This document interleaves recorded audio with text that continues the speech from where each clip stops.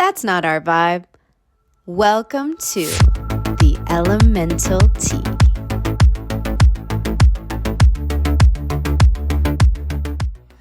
Welcome to a very special episode of the Elemental Tea. And I just want to say it's Taurus season, which is my season. It's May, it's my month when we're recording this. And so I'm really feeling myself today. And we hope that you have a whole pot of tea today, not just a cup, because we've got a lot to talk about. You know, and it is May the 4th. So today we're going to talk about cults because we have kind of alluded to this in other episodes, but the four of us met in a cult. We did not realize it was a cult when we were in it. I think all four of us have been like, yeah, there were definitely times when my feelers were feeling, and I was like, this is not what I signed up for necessarily. But then there were so many other good things about it that we stayed for a very long time.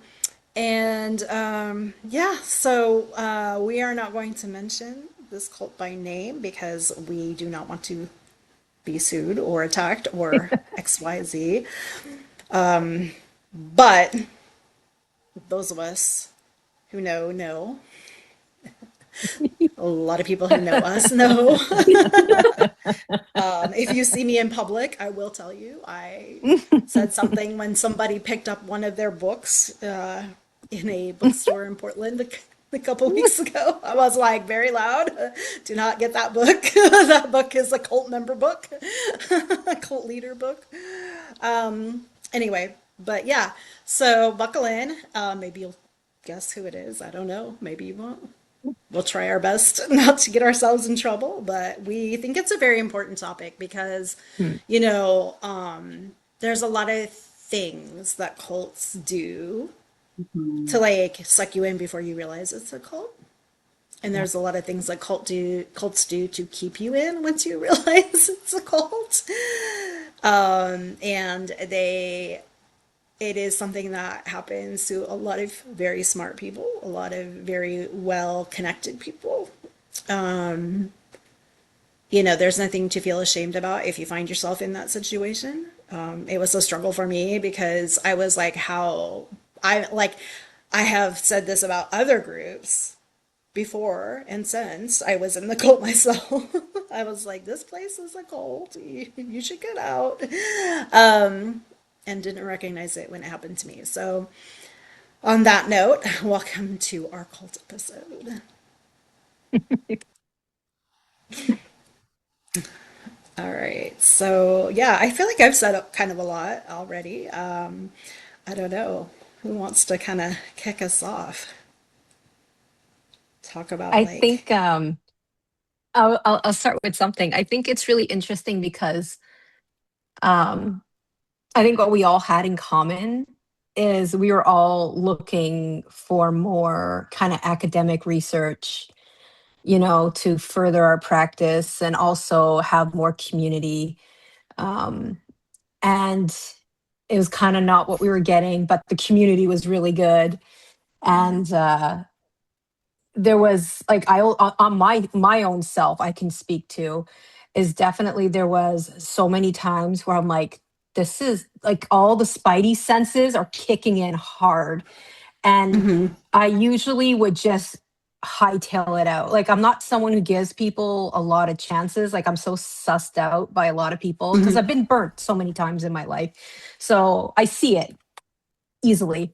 But the people were so good and the community was so good, and like there was aspects of it that were life changing for me. Like, I got a lot out of that experience, not because of the individual running the thing. It was more just being with the right people and being mm-hmm, vulnerable with people and sharing. Actually, if anything, the person running it was kind of impeding on things, but whenever mm-hmm. it was like I would ignore them and just focus on the group. Like, there was so much growth. And that was kind of like my, okay, I can just ignore that and just be here for the people. And do things for the space because I believed in the space. Mhm. Maybe not was so much for the individual. And I gave them a lot of grace because I was like, oh, well, maybe, they're having They're issues. human and yeah. Yeah. I kind of like made up stories. But over time, there was just so many things where I was like, oh my gosh, like, Julia, you would never let this slide. You never let this slide with an individual. Why are you letting it slide now? And it was like, I don't want to lose this. Like, I feel, and it's like that cost some fallacy thing too. Like, I put so much in it. I don't want to, like, I don't want to just stop, and I don't want to lose everything I put into it and all the people I've gained from it. Um, so I feel like that's a really big one for I think a lot of people. Especially when I've been before this episode. And I know I'm not the only one in this group. We all did it. I've been watching lots of podcasts and documentaries and reading books. The one I really liked was Cultish. I forgot the author. I apologize. Probably May That one remembers was the so author. good.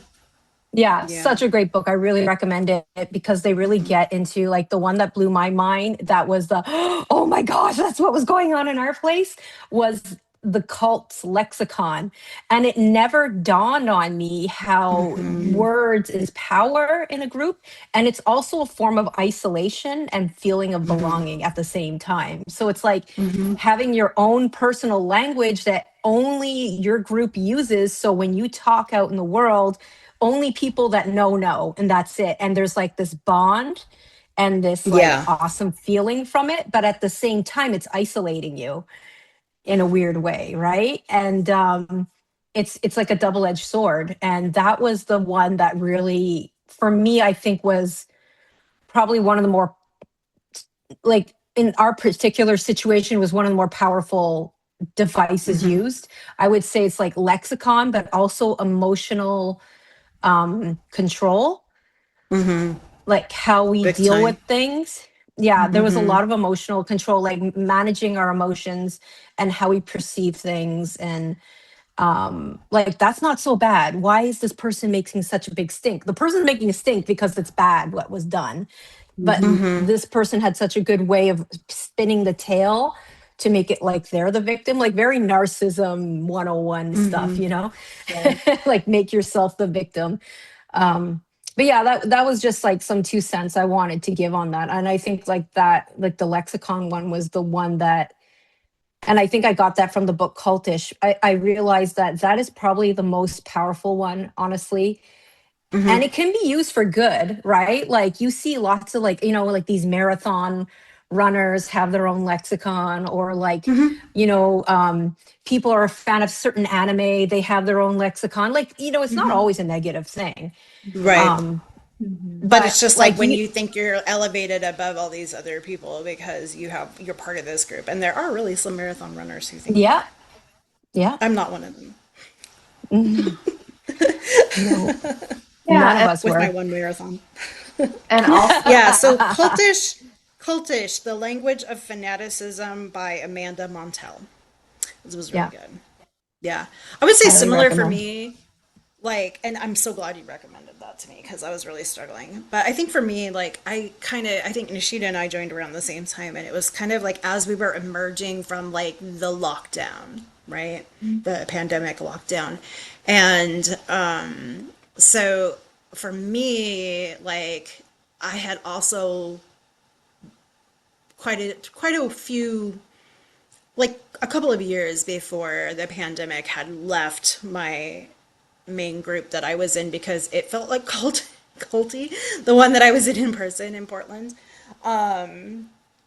And I was struggling really hard, like with the kind of core group of people that I stayed in touch with that I met through there. I was just kind of having a hard time feeling okay with everybody. Like I liked them all individually, but as a group, it was kind of hard. And then, pandemic hit, and we'd been doing some really good magic as a group, but it was like the pandemic hit and kind of like we were like in the middle of like we had just done like the descent. We were doing like the whole Inanna cycle, and we had just done the descent. And so the pandemic was almost like shit, did I manifest that fucking shit? You know what I mean? Because then we were like in the underground for like all this time. And so, yeah, I was kind of emerging from that. And I'm like, okay, I've always been drawn to Hecate, like since the early days of my practice, starting back in the 90s.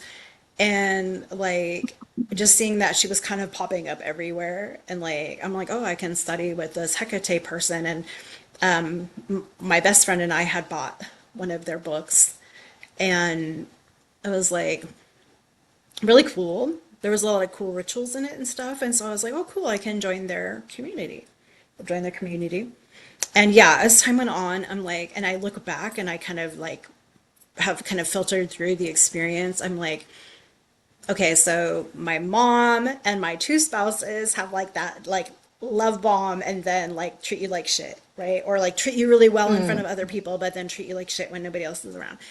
And this person definitely did that. mm, And then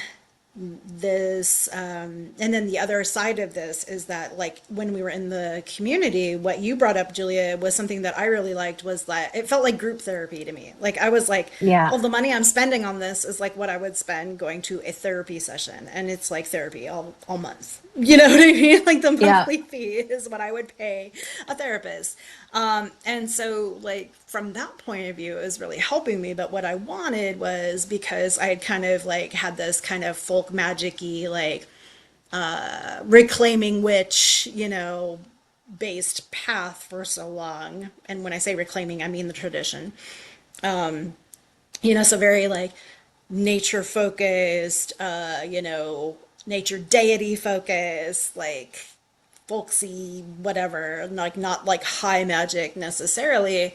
And I think like what I thought I was going to eventually get to in this program was the high magic stuff. Like I was going to be able to study more of that ceremonial magic, because the person who was in charge of it was kind of, or who created this space was like, oh, I've studied, I'm a scholar, I've done all these, things, I've learned Yeah. all this stuff about, the Chaldean oracles and blah, blah, blah. And I was like, oh, I really want to get into that. Like, yes, teach me. And it was like, never, ever did we get there. Never did we get there. So, yeah. Never did we get there until a certain amount of us were going to leave. And even then, it wasn't like we were instructed. It was like, here, do this project. Here's some source material. Mm-hmm. And never did, I think, in 1,000 years, she think that we would do what we did with it. And I have to credit the three of you because I, even at that point, was really fucking checked out. I was like, fuck it. Mm-hmm. Like, let's just do it. Whatever. And like, I remember at one point it was like, well, what does she want? And I was like, I don't give a fuck what she wants. We're doing what we're Yeah. doing. Like, Yep. I was like, I have an idea. Let's do it. It's not their it was rules. so good. And It was yeah. so And they're good. like, oh, we want you to inform us as you go. Nope. Didn't tell them anything. Just Nope. did the Fuck whole you. thing our Yep. way. Like, It was yeah, if you're awesome. not teaching us, Yeah. then we don't owe you shit. Yeah. We Like, just went and did our own research. And yeah, it so good. was a beautiful thing we did. It And that's was. when I kind of realized we don't need her because we have Mm, us. Like, Yeah, and that's when I realized that they were feeling threatened too. yeah. Yeah.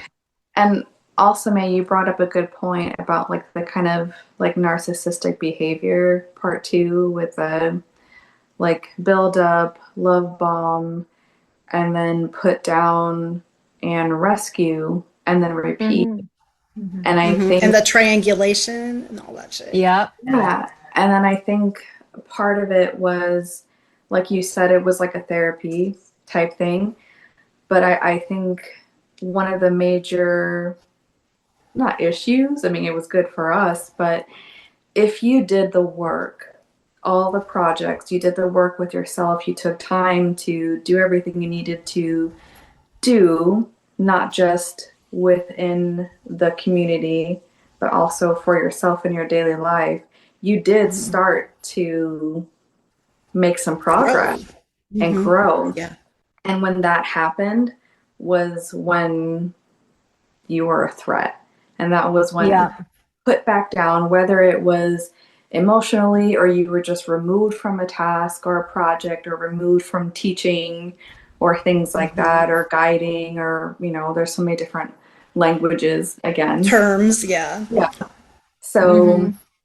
I think that was where I really started to notice it too, was the after a couple times of it happening to myself and to all of you and to others in the group, where it was like, oh, okay, we were pretty much at this super high level, because I think I was there for, I want to say 4 years, and Mm-hmm. within the first year, I was already at a different level.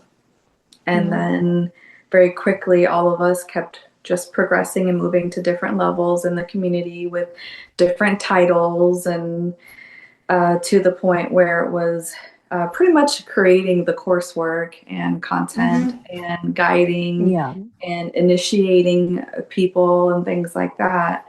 Mm-hmm. And then I think the four of us ended up being in our own separate thing. And that Mm-hmm. was where May and Julia were just talking about, you know, us going off and doing our own thing, really. And I think that was a really big point for me, where I was like, yeah, this is everything that I was thinking was happening is actually happening. Mm. Yeah. And I really think, used a lot of the stuff that we shared, as part of that Yep. growth, because that was Yeah. part of the process, was Yeah. share what you've been doing, share what you've learned. And I think she took some things from that and used it to hook us in further, because she knew what our hooks were, right? Like, she knew what buttons to press, she knew what to say, to Yeah. do.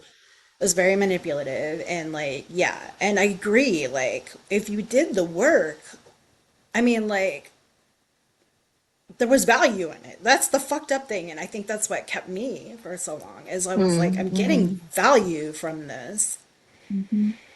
but also, I don't know. I can't open the last book that came out, Yeah. because I'm like, I'm gonna see that I actually wrote some of this book and probably did not get any credit for it. Definitely did not get paid. Yep. Like, Yeah. Yeah. No, it is true. I have it. I Not have it I too. I have it not in physical form. I have it before it was published form. Hmm. Yeah. And I know for sure, because a lot of what was used in there was course content that we created. So, Yeah. course content that we created and then we're told to remove from the community page. Mhm. Yeah. Because So there's no I evidence can't of make that what we did. evergreen. I can't make that evergreen because you created it. And then what if you leave? And then it's got your name, and people are going to be like, who's this person? Yeah. Yeah. So I'll just Well, put it in my book, and then people will think it came from me. Sorry. I I know Veronica's Sorry. itching up there. I can see. I know. I accidentally joined. I'm still angry about it because I too joined because I wanted to get education on Hecate. I wanted to deepen my practice and go from it from a more ceremonial perspective. And the way that they really talked themselves up in being this educator, right? And how it is marketed as an actual legitimate school, I thought, okay, well, I'm going to be taking these courses. And I remember initially signing up for like a month to month course because I was just like, well, I'll see if I like it. And I will never forget the day that I joined.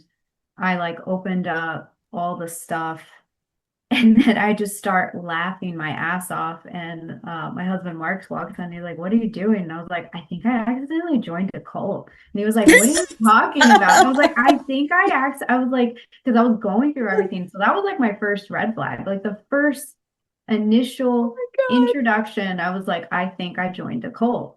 Um, and of course, all of this is to say that I never once trusted my intuition until the very end, and I think that's why most of my anger isn't really at the person, more so that I'm angry at myself because the tactics that were utilized on me were like they got my vulnerabilities because I have the Capricorn trauma of, you finish what you start. The stuff that you know you're working towards is towards your legacy. You're going to have to struggle a little bit. You're going to have to push through the discomfort, like all of those very Saturnian things that they put us through of like, you're just gonna have to put in the hard work. You're gonna have to do this. You're gonna have to work for free and do this and this and Yeah. that. It was picking at my trauma.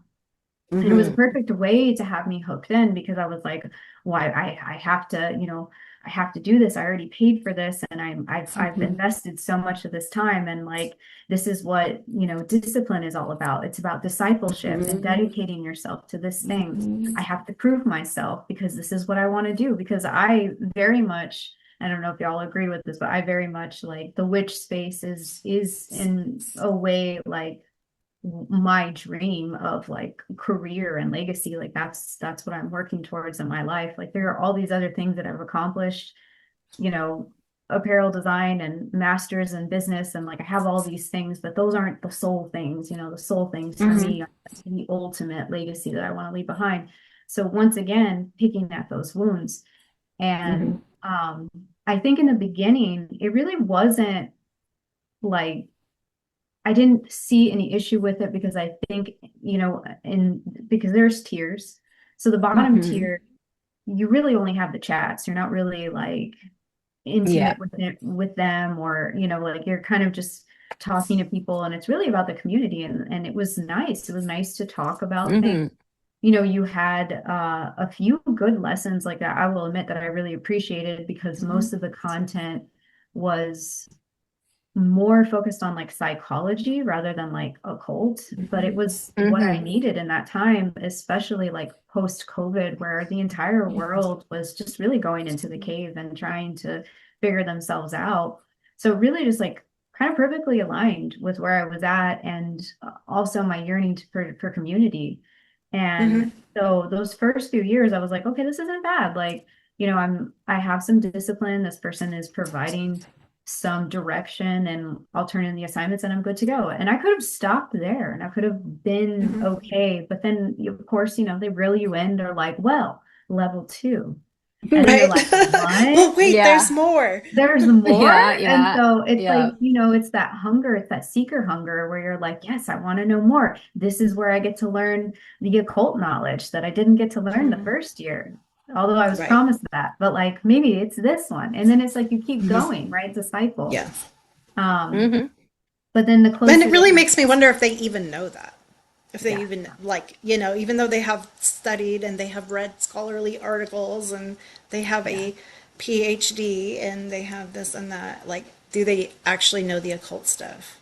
right. Because you can do all kinds of like, I mean, I have created beautiful rituals for the community and not like studied ceremonial magic. Like I have Right. done a lot of, you know what I'm saying? Like there's Yeah. different paths. Yeah. So like maybe that's why they never taught it to us, because they didn't actually know it. They didn't know it. Yeah, exactly. And I mean, you find that out the closer that you got into the inner circle.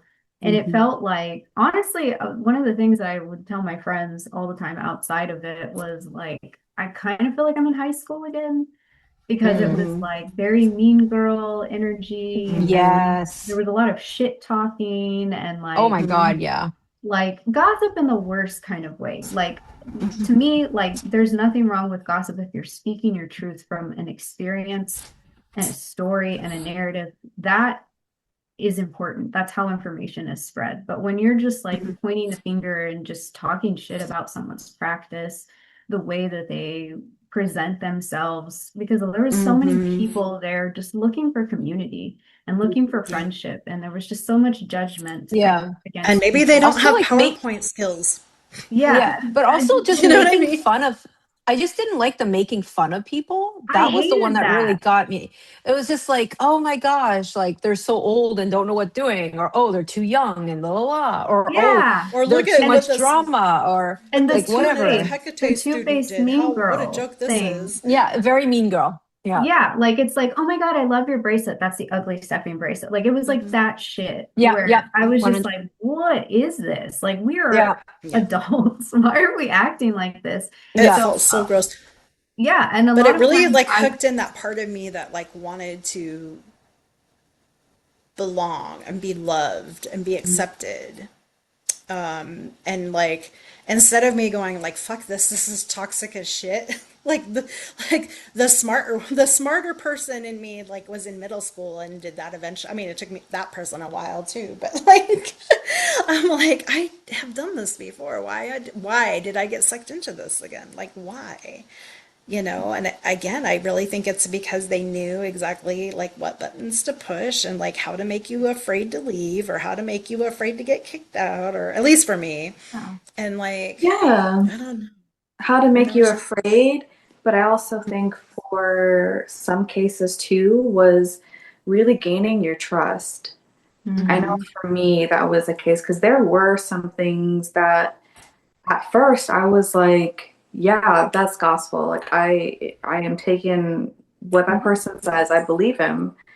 And then when I started seeing situations like where people being like outed or ostracized and stuff, but I was still in contact, and then I'd hear that version and then hear the version that was being spun in the community, and I'm like, wait a second. yeah, But at the beginning, where I was still so new that I didn't like form these bonds with these people, and the person was just gone, and that was it. And all I heard was what was going on there, which sometimes would be a horrible story. yeah, I was Yeah. like, oh my gosh, I can't believe I would have never thought so and so would have been mm-hmm, capable of doing that. right. Yeah. That's literally it was a trust. It was a big thing. And there were times where there would be like a one-on-one conversation with this person and they would like confide in me about something and I'd be like, oh my God, I didn't know. So in some cases too, I think that like forming that bond or that trust with a person, is it's very it's you can trap the person, yeah, so Yeah. eventually there were times where I was like, wait a second, trying to figure it Right. out. And at the beginning, it was very, very easy for me anyway to be like, oh, wow, I didn't know, you know? Yeah. And I think I caught on to it really easy, like really in the beginning, and that was something that they actually called me out for. Like at one point in time, we met, and then they told me that I was an enigma because they couldn't figure me yeah. out because I was I got the mysterious, and same. I'm I like, was the other enigma. no, I'm not. Like, I mean, you know what? If she's calling me like the enigma archetype, like I'll take it. Like I'll be a siren any Right. day. Like Right. no. Let me be mysterious. Yeah, like let me be mysterious and sexy. I'll take that. But the way that they said it was just like, I can't get to know you because there's Yeah, barriers. And I'm like, Yeah. bitch, I don't want to be your friend. Like, and I think that that was something that I am proud of myself for because I can always tell when I can be cool with these people. And this person to me is a colleague. And a lot of times that's kind of how I felt in relation to them was like, you're a mentor and I don't want to have a personal relationship with you. And that's probably what they picked up on. And I'm really glad that I did that. I'm proud of myself.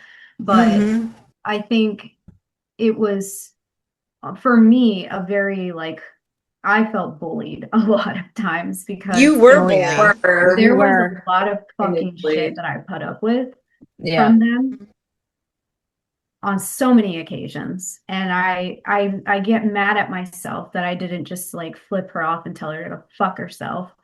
But I am also proud of myself for like not making a scene. Like maybe that's what I'm proud yeah, of myself of because I feel like I could have really just gone off like Aries rising, but it just I think I look back now and I'm like, wow, like that really just fits into a lot of the lessons that I am learning in life. And that is like setting boundaries and like vocalizing how I'm feeling. And I like, a lot of times I'm always making excuses for other people and like and internalizing it and feeling like I'm the problem or building that resentment, right? Like, because it happens in my friendships too, where somebody does something and I'm like, well, they probably didn't mean it that way. And then like 6 months later, I'm processing it and I'm like fucking pissed for no Yes, Yeah. same. reason, It you takes me know? a long time. Like, I'm like, damn what it. Yeah. the And so fuck? Why it's did I like, do that?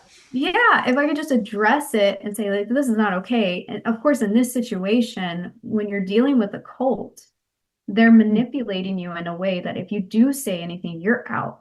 Like Yeah. that's it. And like you have all of these things that you're like, well, I have a lot to lose. Like I could lose the friendships that I have cultivated. I could lose all the information that we never really got, but we were promised. And like there was just a lot of money. God, my Capricorn ass, I'm like, I have spent thousands of The dollars. sunk cost fallacy. Yeah. Yeah, like I'm not gonna, like, and so there was even a moment in time where I didn't even want to erase any of like the certifications and stuff that I got through the school. But the other day I was like, fuck it, I'm deleting all this because this is bullshit. Like it doesn't mean anything. And I just, I don't know. I think I am really grateful for the friendships and the relationships, the community, the stuff that I got out of it, like the healing parts were very real. And oftentimes I almost wonder, like, maybe that was the whole point, right? Like, I think about that too. yeah, like Yeah. maybe Because I'm that's like, what I needed to I put up see. with a lot less bullshit from people and make a lot less excuses for them Yes, now. Yeah. Yeah. Hmm. Yeah. exactly. And I'm like, wow, like, and then we got the elemental tea, right? Like, we healed together, we did our own thing. We went off the charts, we went rogue essentially. And that year to me was so transformative. It And was. we only spent like 4 months doing the work Yeah. that, and then it was just like we got more out of that with us just working together than I did the entire time of being Mhm. fused and shit. Yeah. So Yeah. Because we were given the information that we were all promised to get when we first came in, but we were never like taught anything. We were just like, here's resources. And the four of us were like, okay. And we're going to read it and we're going to teach ourselves and we're going to do all these things. And then when you're off doing stuff, we're going to run your school. And when you get back, you're not going to be happy about it. mhm. It was like, Yeah. Yeah. what, I like, remember when they came. Oh, I'm sorry, Veronica. oh no, no, you're good. I was just gonna say it's like a narcissistic parent that wants the kid to succeed, and then when they succeed, they start competing with them subconsciously. Yep. Yeah. Very Yeah. strange. Well, I was remember going when to we did say, that one ritual while they were that's what I gone? The was just going to choreotrope talk ritual, about. yeah. I remember, oh my gosh, Veronica, you just like let out some major drops there. Yeah. I did not. But I remember we did that ritual and May rocked it. And the people, like the group, the everyone in that community was talking about it nonstop. So when the individual came back, you could tell that they were so irritated by the fact that people loved the ritual that we ran, especially May did a really good job, and people kept talking about it, and I could tell that they kept downplaying it and Mhm. trying to change the subject. And I was just like, it's so obvious they were not comfortable.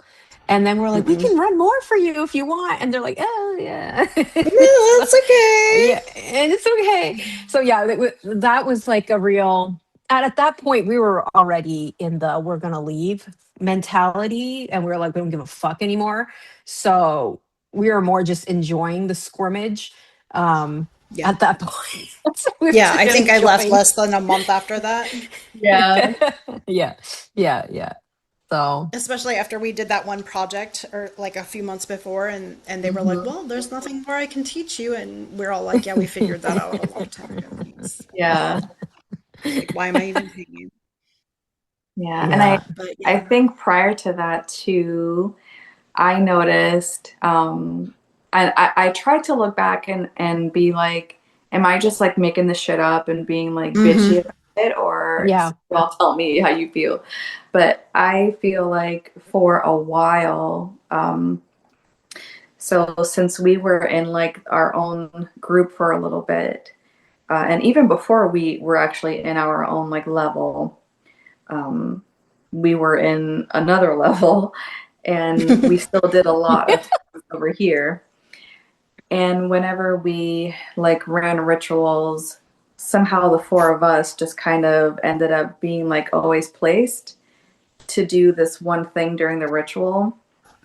And every time the four of us did that, people would talk about it afterwards. Like we'd finish the ritual and then open up and talk, and everyone would be like, wow, I felt this and this and this and this. And it was Yeah. all Oh, Veronica, blah, blah, blah. And yeah, like, yeah, it yeah. was all like stuff that we did, but then it would be like, oh, that was so and so came and Hmm. so did this, and I'd be like, no, that was Veronica, or no, Yeah. that Yeah. or no, that was Julia, or no, Hmm. that was me, Because and even when when we were doing like the visualizations, like the journeying and stuff, like in the path working, it was like they would, yeah, people would talk about impressions and stuff they got, and I'm like, I totally did that. That was me. I was holding that corner, or I was, keeping that space, or I had conjured up this creature to do XYZ, like, yes, and they would take credit for it, or they, like you said, they would give the credit to their current favorite or whomever, yeah. hmm And yeah, like you said, there were times when I'm like, no, I know that was Julia. I know that was Veronica. I know that was Nishida.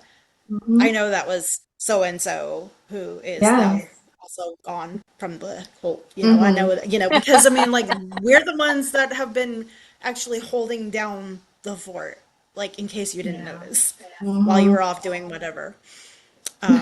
Yeah. Off I think fishing. that's the thing that makes me the most mad is like the labor, the free labor Hmm. that we were manipulated to do, and like had no training really in how to do any of like leading a community. It was just like, oh, we'll Not the way do she wanted it, no. not the way And the that they way, like, wanted it. it Yeah, changed and constantly, like the constantly expectations. changed. I mean, I remember spending hours on like something, right? Whether that was a project or a slide, and I'd just be like, oh my God, I'm so stressed about this, but I need to get this done. And I'd spend hours, sometimes even like a full week of like, okay, I have this perfect. And then that same day it would be like, oh, actually I changed my mind. I don't want to do this anymore. I And would you're be like, so pissed. Yeah. oh, I'd be like, Because, I oh, mean, Yeah. some of us I took work off of work full-time for this. jobs, right? Some of us work full-time jobs. Some of us have Mhm. families and kids. Some of us have volunteer work. I mean, like, we were getting custody of our son. I was doing all my union shit, which I also feel like the person who was in charge of a group that I was in the union was using the shit out of me too, but that's another story. And then I had like no life. Like all of my life focused around the union and the cult, the union and the cult, and like, God bless my partner, because he was just like, whatever, like, that's cool, it's helping you, you're happy, how can I, what do you think I can do to support you, and then just like, while we were trying to get custody of our kid, I was on a union trip, and like that person pulled a bunch of shit like that weekend too, or that day or whatever. I was like, this is the day that like my partner is showing up to court, like, to get custody, and you're pulling this, and I can't be there, and you're pulling this bull crap, right? Like, I mean, I know you're not thinking of me, and I know the world doesn't revolve around me, but it also doesn't revolve around you and your bullshit. So yeah, yeah. I don't know. It's just stressful. Like, yeah, and we're not gonna drop all the, like, spend hours on some shit just to, like, redo it because you changed your mind at the last minute. Yeah. Like, we all have lives. And, It was definitely a control tactic, I feel, mhm, because it was a control of our time. Because yeah. oftentimes I remember just like my friends being like, hey, Veronica, do you want to go see a movie, or do you want to do this or do this? Like socialize. And I'd be Hmm. like, oh, I can't. I have this, or this, or I have a Hmm. meeting. And then I would be like, you know what? We could meet later or whatever. It's only supposed to be an hour, four Right, and then hours it'd be 5 hours. later. Yeah. And it was just like, what are we doing? Why are we spending Yeah. 4 hours listening to There this was never person? any resolution. There was never any No, plan. It was just like a bitch session for 4 hours, I felt like. exactly. Every So two Yes. it was seconds. it was just like we needed to dedicate our time to them, And it was like I was losing so much time with friends and my partner, like, yeah, my husband, my pets, like that is very much cult mentality of controlling your time and who you spend it with. And yeah, it was definitely strict in that way. And I oftentimes, I mean, I think I would even see myself reflected in my friends when they would just be like, do you ever get to have fun? Like they would just be like, what is your purpose of spending so much time? And I was just like, well, I'm working, like this is what I'm supposed to do. I've been called by Hecate, like, Yeah. I think though that that also played into the mentality because they were really good at doing like the dual hook of like academia. So those of us who are familiar with rigorous academia, like we're like, yes, we're familiar with this and like we will put up with this because academia and like occult studies quite often traditionally have like that same kind of like bullshit bullying, gatekeeping, you have to like you're an underling and you have to work your ass off and like have no life until you earn your place like up above, you know what I mean? And it's like both of those things that person would mention all the time. Well, this is a rigorous study program, just like a college course. I used to teach at university. I know what I'm doing and blah blah blah blah blah. And like yeah, the syllabi were great. Everything went to shit after that, but like the syllabi were great. Good job. Yeah.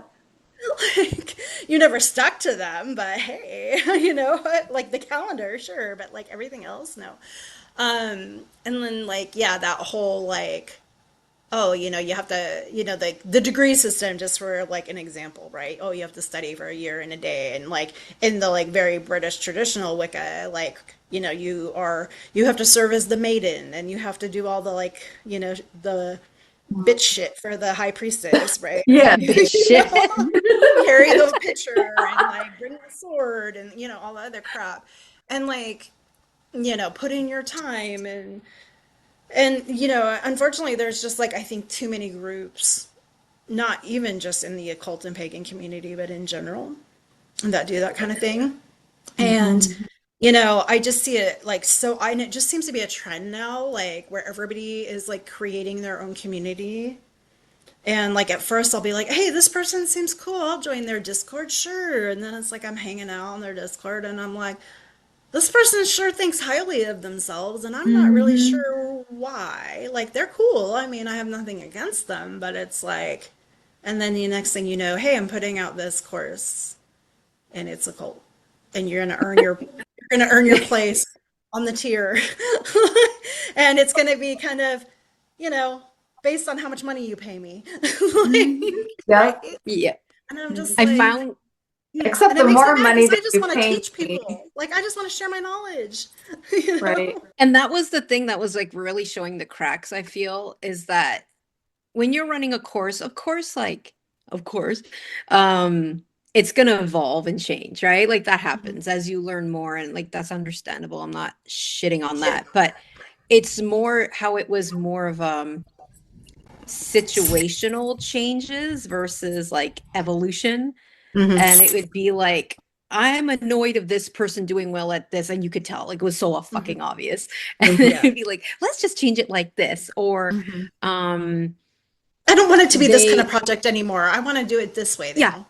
yeah, I'm annoyed of The this. I night want it before to the be like this fucking now. Like presentation. very, yeah. And just, always blaming it on her his astrology or their astrology, whatever you want to call them. And and then yeah, it was just I just felt I'm a also like I child of remember, Hermes. yeah, exactly. And a lot of people would say like, oh yeah, it would be situational to what they needed at the time. They would change the course to meet those needs. And Yeah. I mean, I guess it's your business. You're allowed to do what you want, but I just think that it sucks when people come in and seeing like, when you read on the online what it is and what's provided and what the syllabus is and everything. And then all of a sudden the whole thing gets changed because you just yeah. felt like you're more drawn to this than this. And another thing that like another aspect of that is I really felt like if you want to teach a course, like, I'm not going to say anything, but I just felt like, and I know they're not the only one who does this, but I just see this a lot, and especially in the spiritual space, like gurus, spiritual coaches, all this stuff, is I feel like sometimes the course becomes more about them Mhm. than a course about whatever it is they said they're going to teach, Yeah. and it's like, it's almost like, look, you get access to me, you get to be close to me, you get to worship me, I'm I a think that's god. their And whole thing, yeah, honestly. yeah, Yeah, and it's like honestly. not Yeah. really teaching you stuff. Like everything they say is nothing that you cannot find in an average Joe fucking Mm-hmm. self-help book out there. Like it's the Mm-hmm. same damn shit over and over, Mm-hmm. just a little bit of like pizzazz that's like their Mm-hmm. personality. And Special And I mean, language. every conversation starts with their credentials. Well, yeah, I studied da da da da da da da, da, and I've been doing this, and yeah, me, look at me, Yeah. and yeah. of course. And then if they get criticized for something, all of a sudden, oh, well, I never studied that, or I'm not this, Mm-hmm. I'm more this. I Like never it's said I like, would blah blah blah. yeah, exactly. Mhm. Like I don't believe in that tradition. I think it's shit. But it's like, well, you were really like Yeah, but it's talking like, about but that tradition not yeah, long we've ago. been learning about it for the last 6 months. Yeah. So Yeah. it's just like, and look, I'm not saying we can never change as human beings. Like, fuck, I contradict myself on a regular, like life is complicated, man. We're People constantly do, yeah. evolving and changing. Like that's normal. But it's like when people are paying you and you make it as if it's like, well, of course this is the way it's going to be, but not being really transparent and not Mm-hmm. really like having a proper lead up to that or front loading people that this is going to be the transition. And then it's like you got all these people like, whoa. And I just feel like I said earlier, where it really gets to me is when it's something that specifically is to serve them, right? And you see this a Mm-hmm. lot with those like mega churches, is like, I need a private jet. So God said you need to make sure I get a private jet, Mhm. that kind of stuff. So it's like when they Yeah. need something, all of a sudden they create a situation, whether it's like a new course or a new lexicon or a new whatever. And Or I it's saw, canceled later that well, day. us new books Yeah. in our situation, it'd be like new Mm-hmm. books. And it's like, oh, well, we're now studying like this and we're using this lexicon and we're Mm-hmm. doing this. But it's Mhm. like, and then you start to see, oh, there's a book coming and they're using a lot of Mm-hmm. this stuff into that book. And then when I heard about the whole like, oh, we need to take your stuff down because it's not green, evergreen or whatever, which, okay, fine. But I was pretty much able to see that it was like oh, you want to use it, but if our name's on it, you can't. So if it's Right, not exactly. there, then you can use it without the Mm-hmm. evidence of our doing. Like, and I'm not saying just to me, like everyone, like everyone who Mm-hmm. had something to contribute. That's the part that frustrates. But here's one more thing I wanted to say that frustrate me, and this is the part I think that's really dangerous with cults. And it doesn't have to be a cult where you're like sometimes you don't realize that cults can isolate you in a mental way, like a mental cage. It doesn't always have to be that you're on a desert island or like you're away from civilization or all your Mm-hmm. assets are taken away. Sometimes it's just mental Yeah. prison. And I felt like this place was one of those. And one of the things I didn't like is the individual running it would not really take kindly to people that had a lot of emotions. And the Mm-hmm. thing is like you got a lot of people coming into this place and like you're preaching about this is the place for the vulnerable people. And Mm-hmm. like by default, the deity that is the primary deity of that association is a deity that is focused on the oppressed, the vulnerable. So you're going to get more of those people by default, right? But what I didn't like is like, okay, so you like, first of all, you have a psychology degree, okay? And secondly, you know this is the people you're gonna get. Why do you trash on them for being Not like only do you that? know this is the people you're going to get, but you market to them. Yep. Yeah, Uh-huh. you market to these people, you're getting their money, but then you treat them like shit. Like there's this Mm-hmm. one situation, I'm not gonna name names to keep things safe, but this poor woman lost her daughter. I forgot how she lost her, but I think she was a teen and she lost her daughter. And she just lost her. It was like a month or two ago. And we were having this like I don't remember what it was like a really serious discussion and we had to bring one of our griefs up And she brought it up and she started crying. Like I was crying. Like when she was talking, I was like bawling.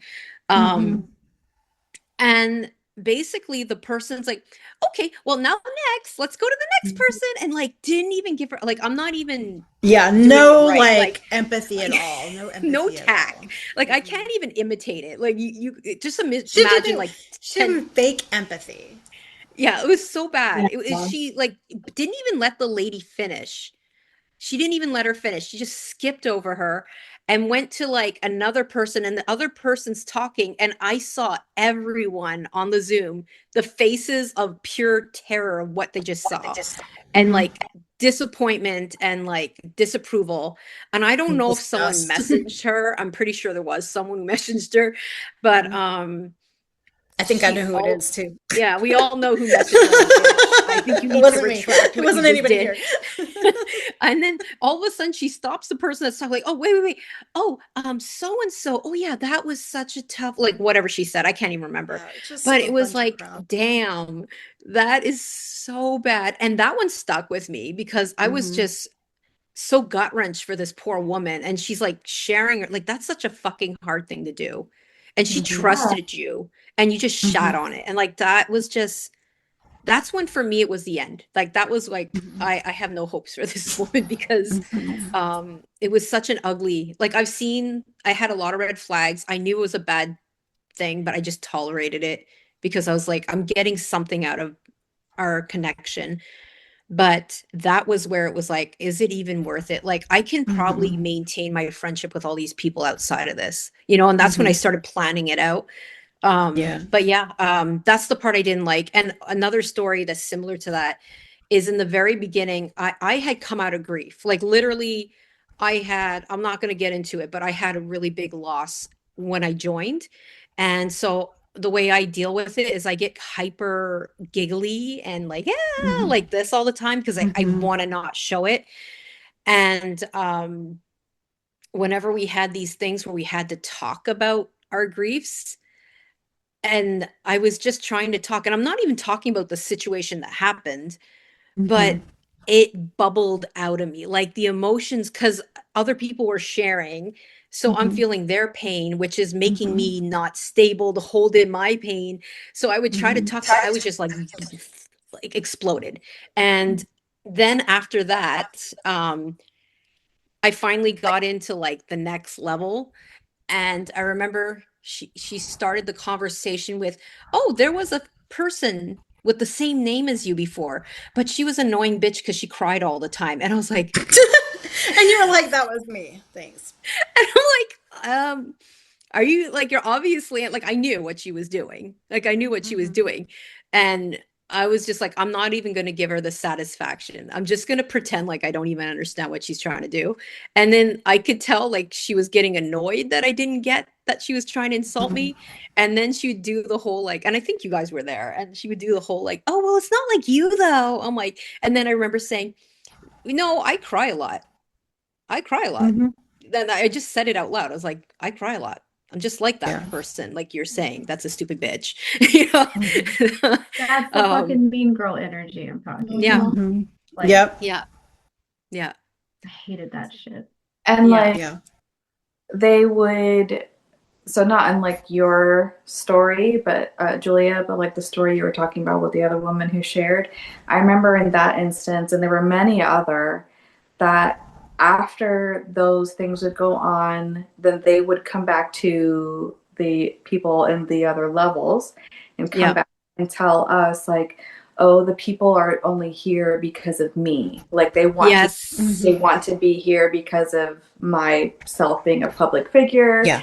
and they They're not want here for you. They're here for they're not me. here for you, they're here for me. So they're coming in here to like have a relationship with me, and they're gonna tell me all these stories and all this stuff and try to like, make me be friends with them and all this. And I'm like, no, I think she was just trying to share a really like big trauma that she had, not to be your friend. Right. And that in that situation. But there were many other prior to that where that would be what was said. And Yeah. so it was like, okay, no. Mm-mm. And Yeah. the whole point of the ritual would be to talk about our grief, to get Yeah. vulnerable and talk about the hard things. And yet you don't expect someone to cry or have an emotional experience as they're sharing outwardly and vulnerably. Like, Yeah. And what? then make fun of them after in the private chats. Yeah, because they're too Like much. she would Like, make fun of them. It was terrible. Yeah. I just didn't understand any of it. Like, you market yourself as a healer. You're supposed to hold space as a healer. That's what Right. the point is. Like, this is so contradicting. Yeah. Yeah. And the whole thing about how she would want to get to know all of us and like know all of our shit, but then not give any really any of that back to us. I mean, which is very like normal for like a therapist or patient, kind of relationship. But this person would like bitch and bitch about like parasocial relation. Oh, everybody thinks they're my friend, and blah, blah, blah, blah. And it's like, but I then did not. she would never really act professional with us. Like, you know what I mean? And then, Yeah. like, I remember one time I was doing a podcast with them, and like, I had like come on, like we do, like, we come on and we chit chat or whatever. And it was just weird because in that space they were like talking about like how much I had helped them and like how they really appreciated my insights and how da da da da da. And then like the next minute they would turn around and be like, but this is all on me. I have to do this. This is my brand, blah, blah, blah, blah. And then I was kind of like, well, then I was like afraid to like say or do anything. And like, it was just very awkward. And I was just kind of like, I'm not trying to like usurp you or like take away your autonomy Mhm. or your authority in your business, but like I thought like we had a give and take kind of relationship, you know what I mean? Like I thought I was on that. I mean, you're having me as like your regular on your podcast. Like Yeah. I thought that we had like, I mean, I'm definitely not like at the same level as you are in your business, but like I thought there was more of a give and take between the two of us and not like I tell you what to do and you just give me ideas that I then make money off of. I mean, I don't know. Mhm. And it didn't really like it just felt I didn't really know like what my problem with it was at the time it was happening. It was just more like I was like this is fucking weird, because it was that. But then, when I've had relationships, including from like a parent who did the same thing to me, like, oh, you're so wonderful, you're so wonderful, you're a piece of shit. Why do you always treat me so badly? Like, what? I'm doing everything that I can to make you happy. Like, and Yeah. I felt like she pushed all of those buttons because she knew it was gonna be something that would buck me up and like get me to like be like, no, I want to make you happy. Like, aren't I making you happy? And like there is a part of me that I have to find a lot. I have to really consciously choose kindness for myself about that because there's a part of me that wants to hate that part of myself. Mm. Do you know what I mean? And be like, you are fucking Yeah. pathetic. Why were you sucking up to her like a dog? Like, you know what I Yeah. mean? Like I Yeah. you're feel an that. adult. You are almost 50. Like why were you acting like this with that person? Like why did you put them so far above you? I You know what I agree. mean? Which I Yeah. didn't really put her that far above me, that it was like enough for me to want to make her happy. And that Mhm. pisses me off. Like, it just pisses me off because I'm like, how? And then, but that book, Julia, that you mentioned, that cultish book, like, I listened to it because you recommended it, and I was like, oh, okay, cool. Like, it made me feel so much like better Yeah. about myself because I was like, I can't believe that I did that. Like, I'm disgusted with myself right now. I can't believe that I got so sucked in that I allowed so much of that treatment. But then, when I'm processing it, as I keep processing it, and like I am in therapy and I do talk about this shit in therapy, and I'm just like, how did this happen? And it's like, oh, because I like to make people happy, because I like to share my knowledge, because I like to make connections with people, like genuine connections. Mm. And this person is a sociopath and doesn't understand any of that. Yeah. And my therapist even said like, he said like, I think part of your problem is that you operate from this like very genuine like desire to do and be good, and you expect like you give everybody else that same like default assumption. Mhm. Yep. And so when people act the way they do, if it's not immediately like over the top awful, like you want to believe the best of them because that's what you would do. And that's what Yeah. you want from other people. And like that just really helped me so much. Like, if not forgive myself, at least like see like how it all like played out and why it played out, you know? Yep. Yeah. I think a big indicator too, and I think this is a weapon that's used a lot in cults, and it's a weapon, but also it's also how do I say this? Kind of like a magnifying glass into Hmm. their what's going on, and that is their projection is so hard. Like I just feel and I've seen this in many space and now that after this experience that we've had, I'm seeing it everywhere. It's so crazy.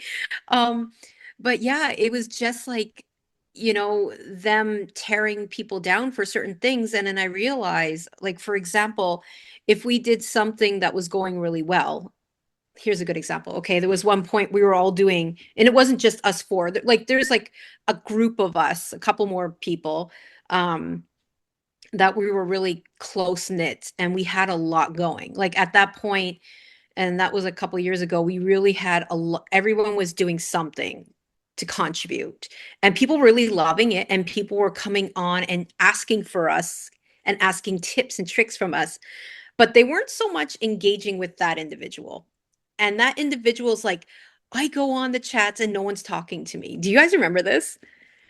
I'm they're all talking to you guys. They're always talking to you guys, but they're never talking to me. And I'm like, well, bitch, if you make fun of them and you isolate them, and then you have your favorites who you love bomb in front of them, and like, like, how do I say, like, kind of shove it in your face that I like these people, not you guys. Like they constantly did that and they pin people against whenever they see. And I noticed this every time she saw like there was a group that was doing really well together, she would love bomb one of them and make the other And one feel bust them like up. shit to break them up. And Yeah. she constantly did this with everyone. It didn't work on me because I'm probably too fucking autistic to notice, but it was fine. I was like, oh, whatever. But you can put together the patterns. I love my brain. I love my brain Yeah. in these situations. It doesn't work. But the fucked up thing But is that she yeah, would I also say, remember. like, I don't want to be in the chats for that reason. Like, Yeah, she's like, I don't want to I be in don't the want to, I chats. can't waste my time in the chats. I can't, like, I Exactly. need you guys to run those for me. And she requested us to run them. So that's what we did. And we were all supporting these people and having these major connections. And guess who's doing all the presentations? It was all of us sharing these vulnerable things. She Yeah. wasn't. She's just like, oh, that's beautiful. Next, And so then afterwards, she's freaking out because everyone's like, oh, I like Veronica and Veronica, or me, or Nishida, whatever, right? And I could tell she was so annoyed. And then one day she blew up. She had us go on a fucking Zoom call on a Sunday. I think it was a holiday. I can't remember. And It no, it was was. like my Canadian holiday, I think it was. But I think there was um, one that we did on Father's Day too. yeah, Yeah. Because she and it didn't was care about shit. Like Father's she Day. always did it on holidays. And I'm like, I think she did it on purpose. And she only had this as work. So a lot of us had jobs, children. It was really annoying. And so um she was going, and I remember this stuck with me. She's like, and it was what May was saying. It's like, God damn it. People are here to see me. It's not about you guys. It's about me. Whose face is on this? Whose book is it? This is my place. She was like going on, and we're all looking at each other like, what? Why is she Yeah, freaking we're out? all like, we're just doing What? what you asked us to do. We're like, sorry, it backfired. Yeah, Yeah, you told us yeah, to be in charge of this section. yeah, You gave us titles to be in charge of this section. yeah, And you made us go Titles. talk to these people during situations.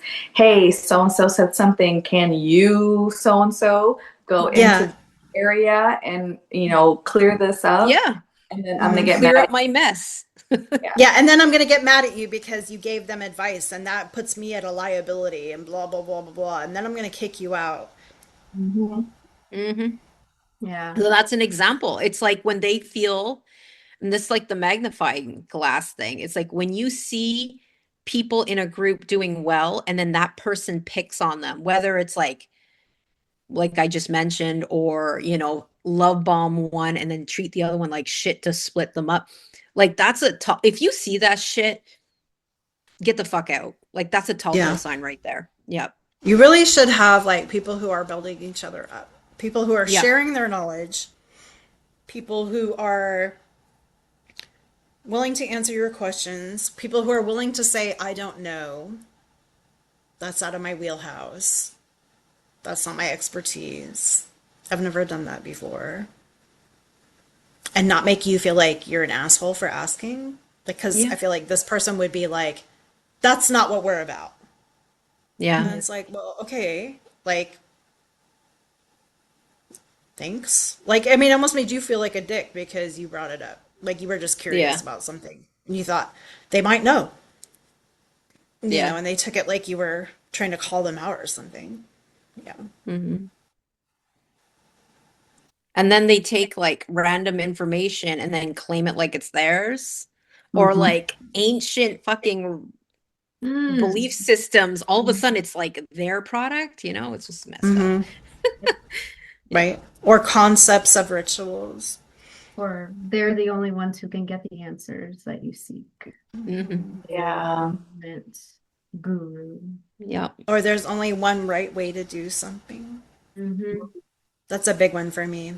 Mm-hmm. Mm. Yeah, or the kind of like what you were just saying, Veronica, just now too, where it's like, I am the only answer. Like, this person who wrote something similar stole from me. Yes. Mm-hmm. Yes. It was Yep. written however many years ago, or this person stole this thing from me. And then we're all like, oh, how dare they? And we go and we look it up Mm-hmm. and they credited them. Yeah. Right. We're like, Yeah. but they literally credited you. Why are you getting so upset? Or So I'm going to shit all over this teacher and their books and their Yep. school, but then I'm going to copy like the basic framework and call it my own. Yeah.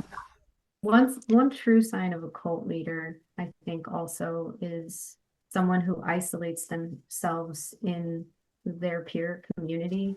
Like, Yeah. obviously, That's a good we're one. not all going to get along. Like, in a Mm-hmm. perfect world, we'd get along with all of our peers, but sometimes you might have a not so great relationship, but for the most part, you want to get along with your peers because your peers are going to hold you accountable.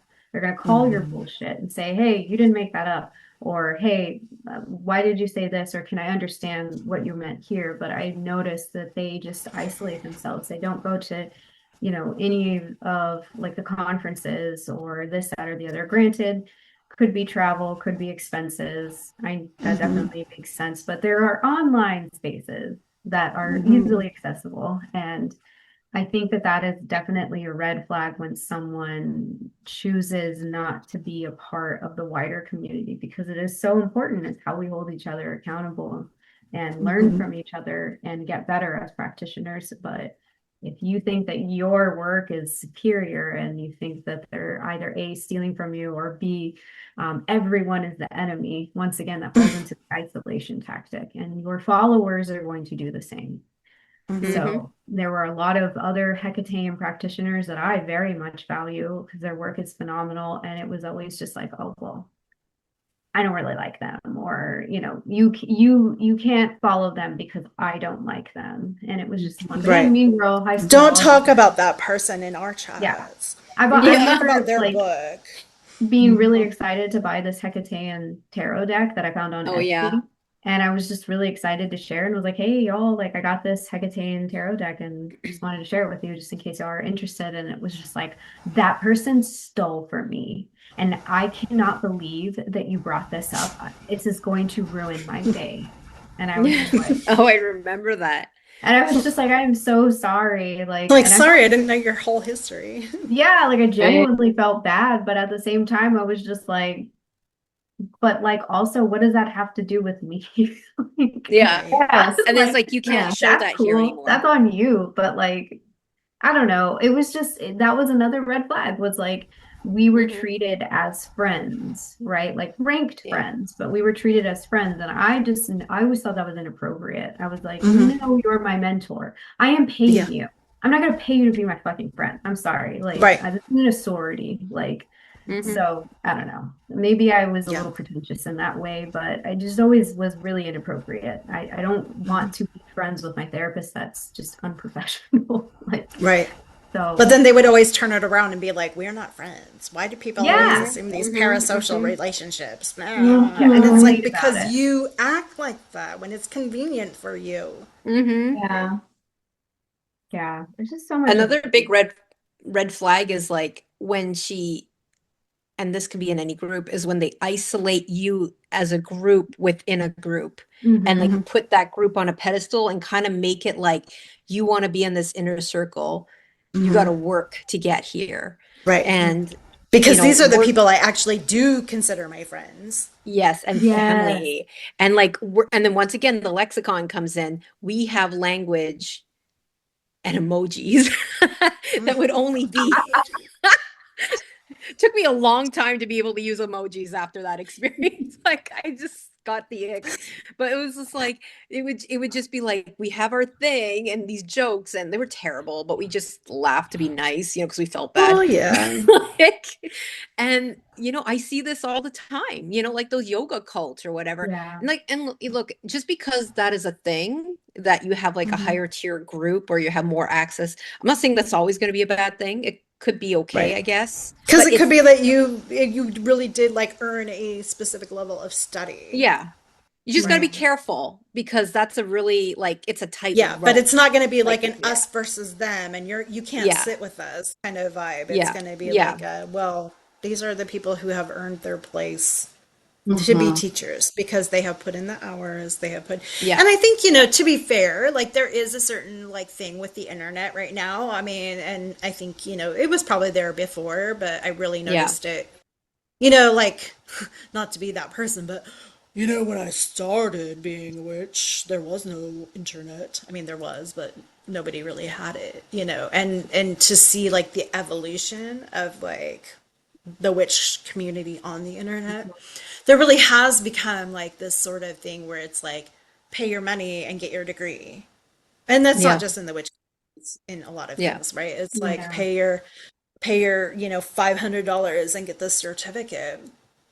And like you, Veronica, like I used to have on like one of my websites, like, oh, I worked with so and so and I earned such and I did this and that and I helped them with blah, blah, blah.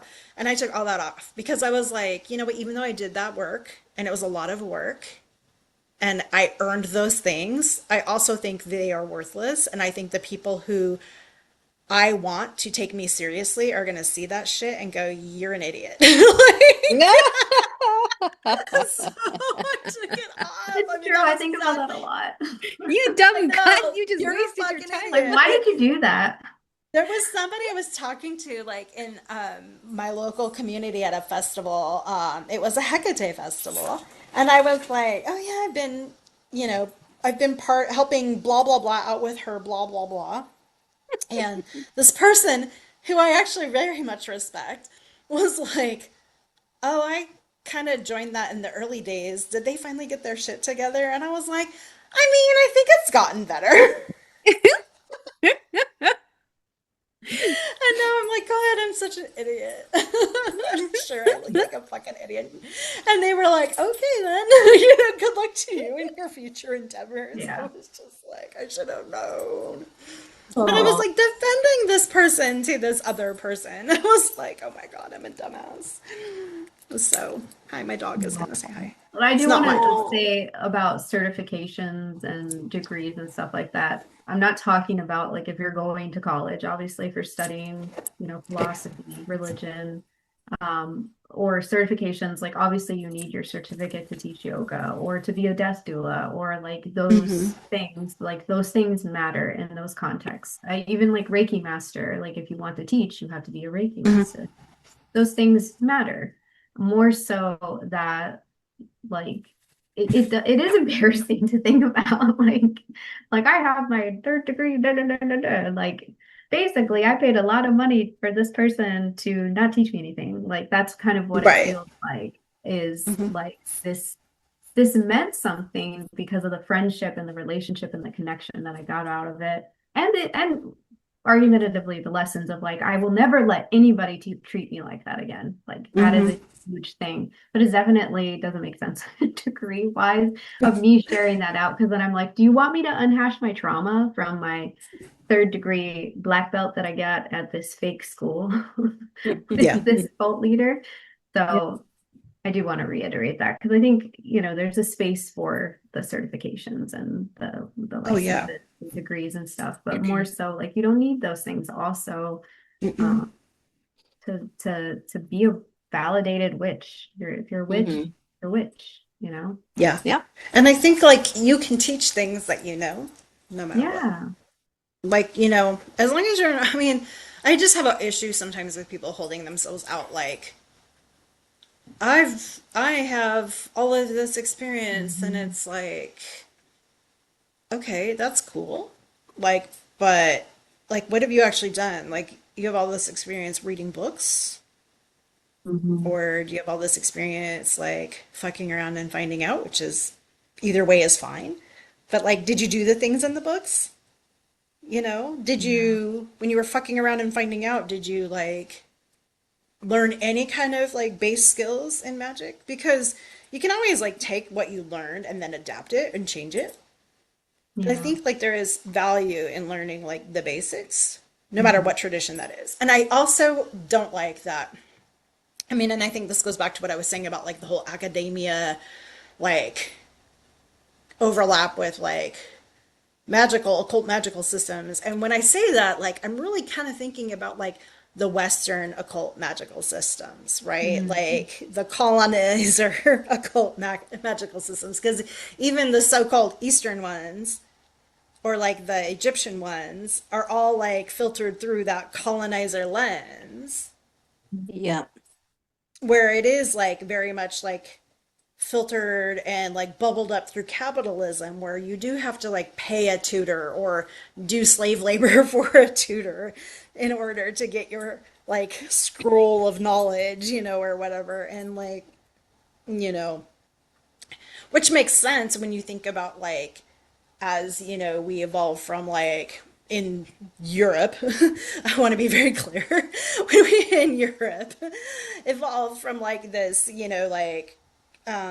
like a feudal system into like the craft guild, right? Like there's Mhm. overlap, right? And Mm. so if you're thinking about it within that framework, it makes sense. And if you're thinking about it within the late stage capitalist framework, it still makes sense because it benefits the ruling class, right? It benefits like the people. But like if you're thinking about like folk magic, whether Mhm. that's European folk magic, Mexican folk magic, Caribbean folk magic, indigenous Native American folk magic, indigenous Native, Western European folk magic, right? Like, I mean, that's the thing, like, has been, like, I was like, oh yeah, shit. Like, my people were indigenous to somewhere, not here, but somewhere, right? Like, my people were Mhm. indigenous to northern, like the north of the British Isles, right? Like, so, I mean, and what does that mean? Like, how do I get in touch with those roots and like create my own knowledge base from that, if that's what I want to Yeah. connect with, right? Mhm. But like, we really very much have this like mentality, not only, I mean, like throughout Western capitalism, right? That it's like you have to pay your money and pay your time and pay your dues, Yep. and you have to work, and you have to do the blood, sweat, and tears, and you have to Mhm. deal with the discomfort, and you have to,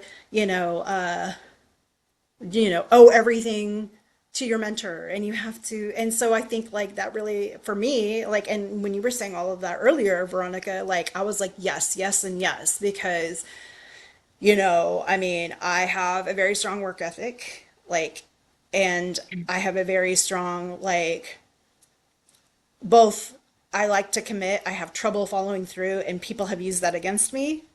So it was like that. I have committed, I have to prove that I can commit and stay with this and finish it and do this thing that I said I was going to do, even though I said yes to too many things and I'm trying to do too many things, but I have to do it all because otherwise I'm a flake. Otherwise, I'm not fit to be a practitioner of magic. Otherwise, I didn't earn my place in whatever thing that I'm working towards, right? Otherwise, I didn't really earn this certificate. And even if I was given the certificate, I know where I fell short and I didn't really earn it at the end of the day, right? And like, and this person played to all of that. Mhm. Yeah. Exactly. Do every single one of it. Oh, you're a perfectionist? Cool. I'm going to point out all of your imperfections. Oh, you are you overcommit? Cool. I'm going to like have you commit to all the things and I'm not going to like put you in check. Like a good leader, here's another thing. Like let me tell Mhm. you because I have been in charge of groups and if somebody in my group is doing the thing that I do and they're like, "I'll say yes, I'll say yes, I'll say yes." I'll be like, "You know what? We have like 7 other people in the group and they're not saying yes because you're always saying yes." Now, I don't know if that's because they're like, well, they want to do it, let them do it. Or if it's like, they're like, cool, they want to do it, so we don't have to do it. Like, Mhm. at the end of the day, it doesn't matter because you're doing too much. And what's going to happen is you're not going to be able to deliver on all of the things that you are committing to. Mm-hmm. And instead of this person saying that to us or me specifically, I'm going to point to me, like I'm not going to project here, but to say, you're doing too much. Let somebody Mhm. else do it. Yes. Let's see if somebody else wants to do it. Yeah. I Mhm. know that you want to help. I know that you're excited. I know that you're really good at this sort of thing, but I'd like to see some of the other people step up. Yeah, and Like not that taking is any, what's yeah, not taking anything away from you, and it's okay. Like it's okay Yeah. that Yeah. this is what's yeah. happening. It's okay. It's not that you can't handle it. It's not Yeah. that you're bad at what you're doing. It's that you are doing a lot and there are other people that can help. Yep. Mhm. That's it. Or there are other And people I want to see give a try. I want to see what Yeah. other people can do. and I think that Like that you're was really also good, but this person is learning and they need to like get the practice.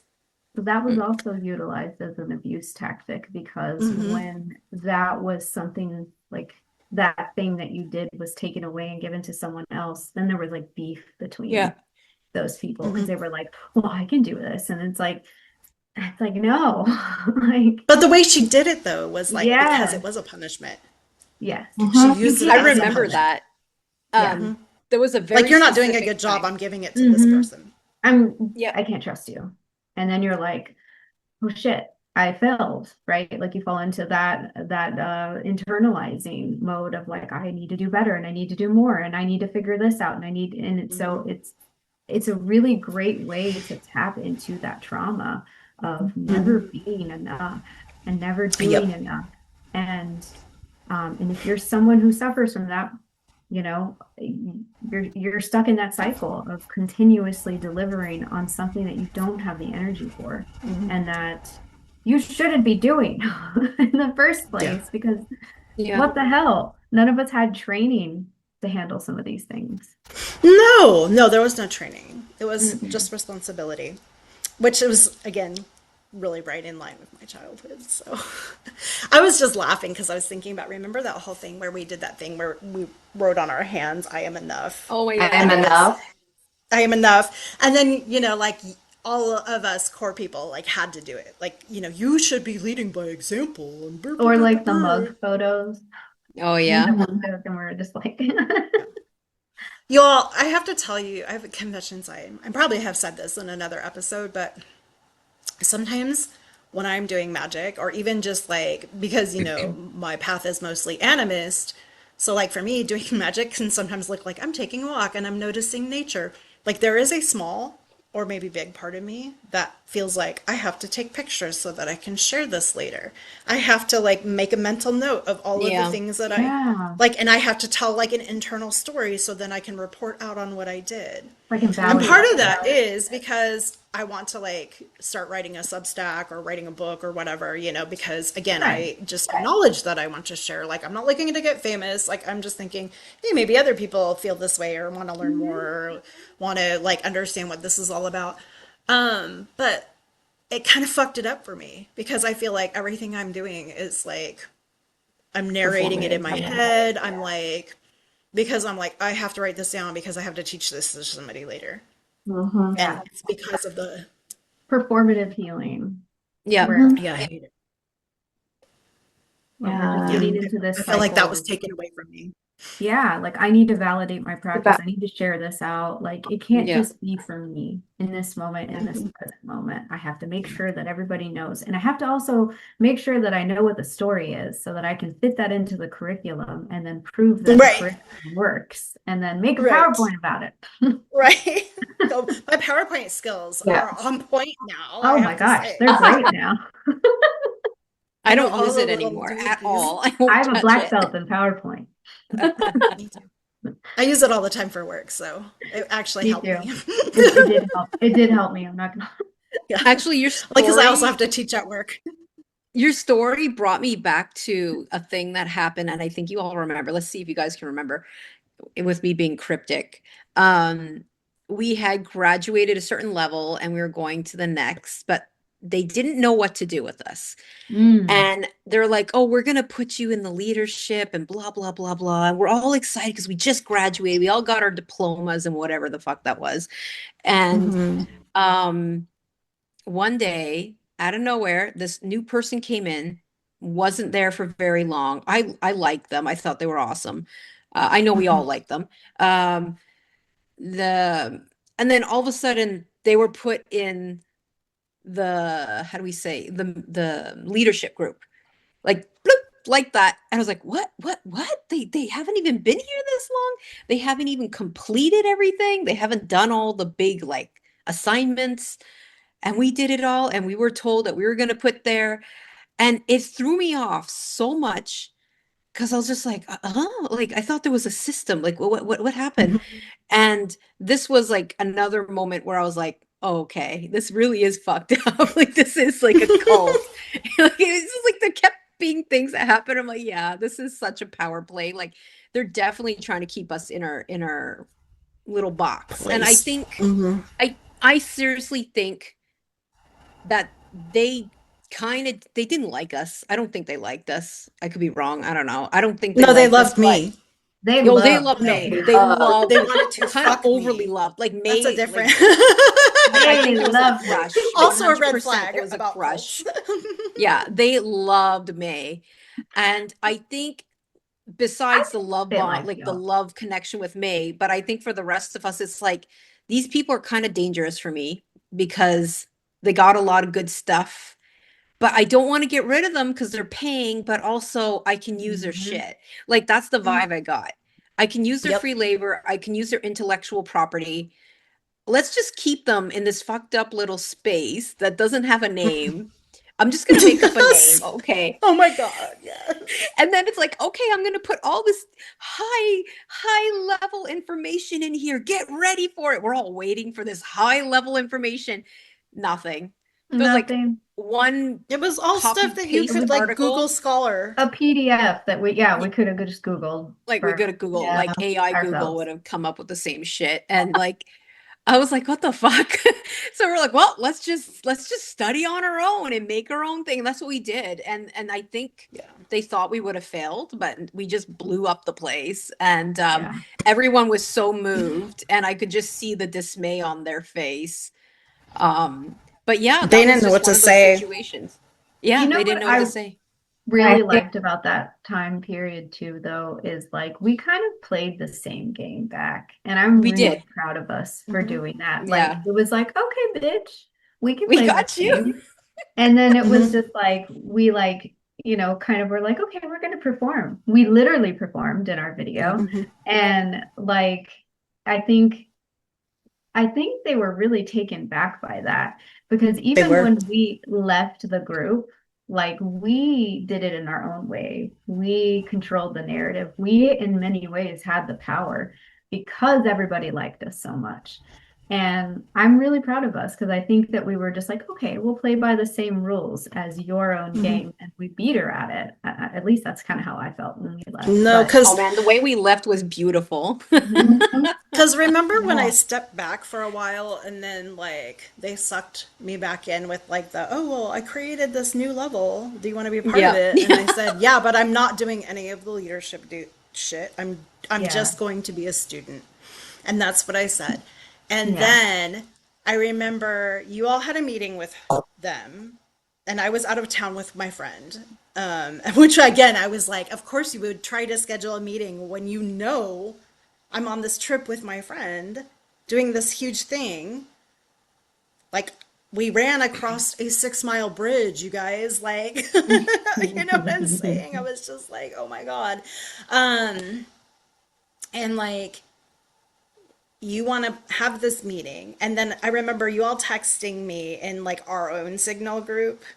And you were like, oh, they said all you have to do. And I was like my phone started blowing up and I'm like, no. And then I look at the messages and I'm like, I'm not doing any of that.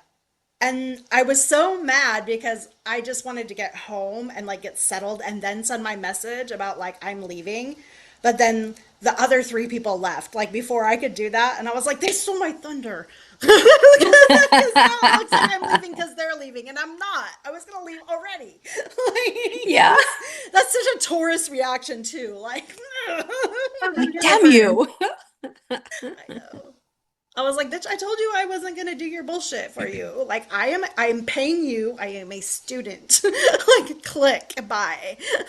You know, like You were so done. You were so done. Yeah, I you were was really done. so You were done. done I a was lot, like so And it was January. not like it was a long period of time you were done. Like, yeah, I was Yeah, I was done with them the whole time I was in that new level. I was there for yeah. you all. That was basically yeah. why I was there. That And I I was was wasn't even there trying to sure I was figure there out for you all at that point, to be honest with you, but I missed you. So I yeah, came I I back. know. was there trying to same. buy time to figure out how to keep us together. Like that was my main thing. Like, how could I? Yeah, And it's And so stupid. you Like, of rocked course we that. could. No, but you were the one though because you created the space for us to stay together, mm-hmm. Yeah. Yeah. including the other three, which was awesome. hmm And as much as like I was like, because I remember us having a conversation early on and us being our own super high level that we were. Um, Our new I newly made up remember, level. Our high level. right? What the fuck we were. We I were just remember all there. of us being like, I'm fucking pissed off. I share something? And then the other person being like, me too. And we're like, me too, me too. Yeah, Okay. because we were all like, because this is the thing, all of y'all Mm-hmm. watching. This is learn from our wisdom. Learn. When you are leaving a cult, you are going to feel like you are the only one who feels the way you do. And you are going to worry about losing your friends in the cult.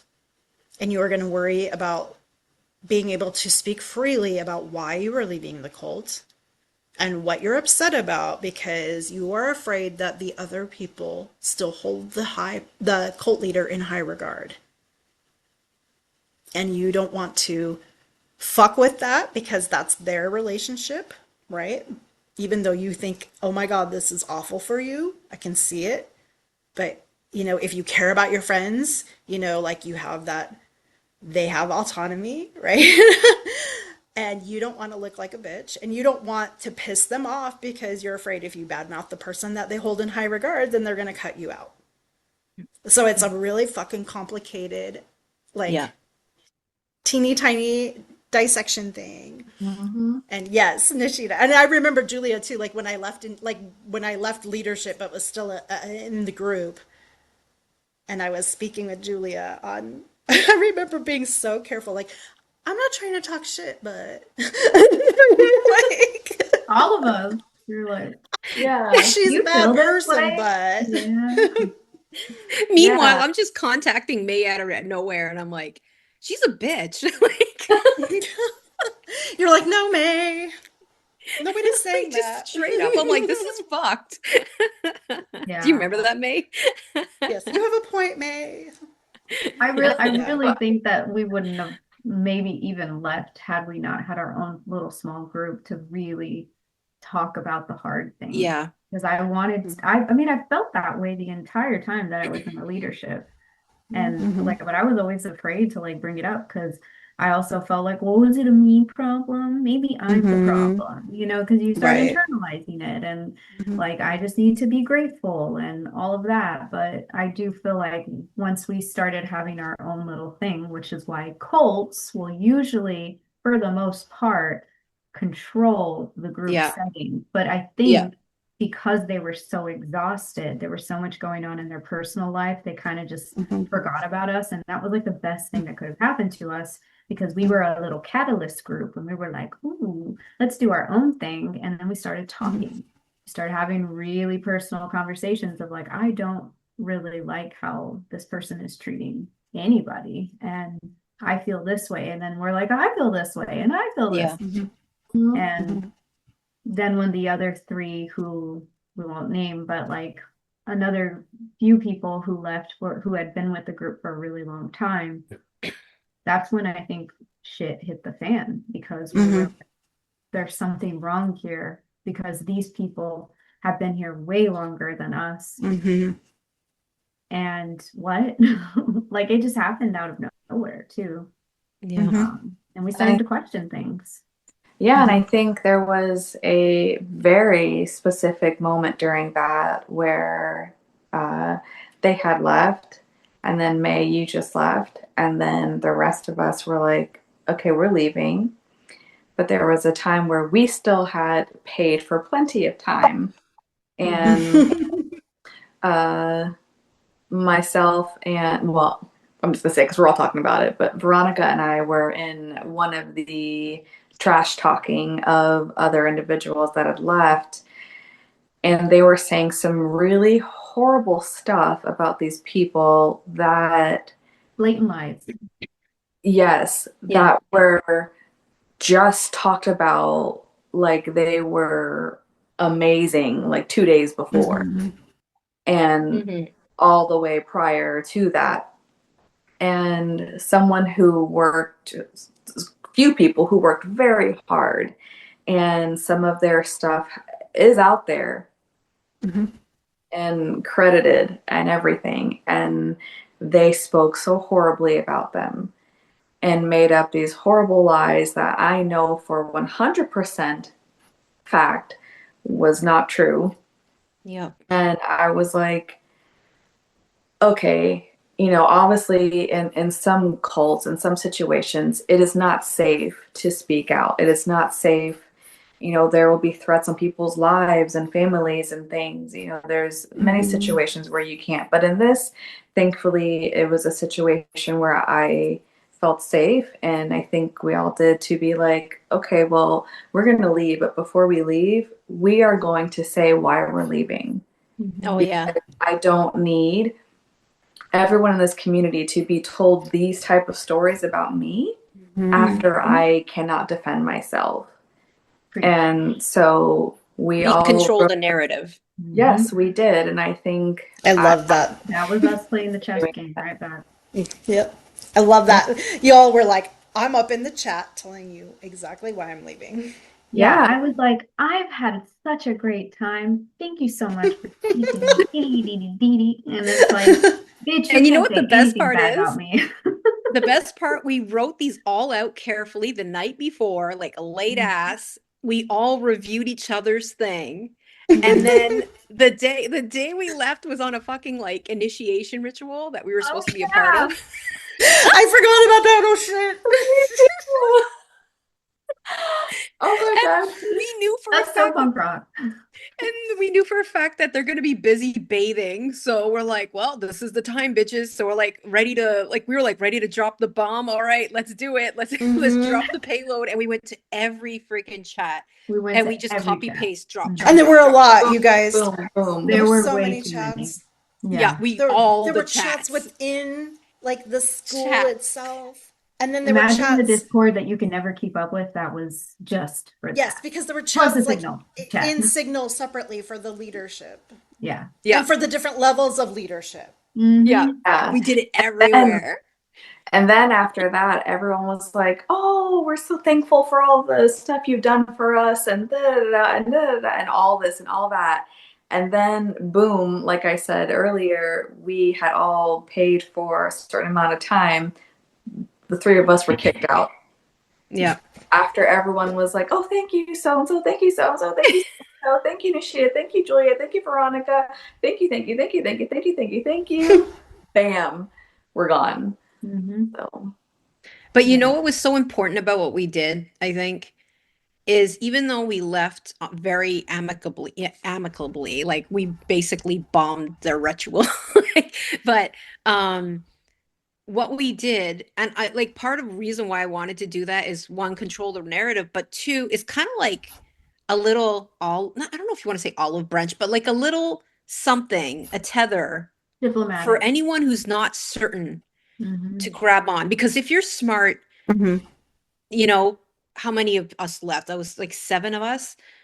Like if 7 people Mm-hmm. left out of nowhere, that is Mm-hmm. very That speaks volumes. suspicious. Yeah. And if you're Especially people who were in like the inner circles. Hmm.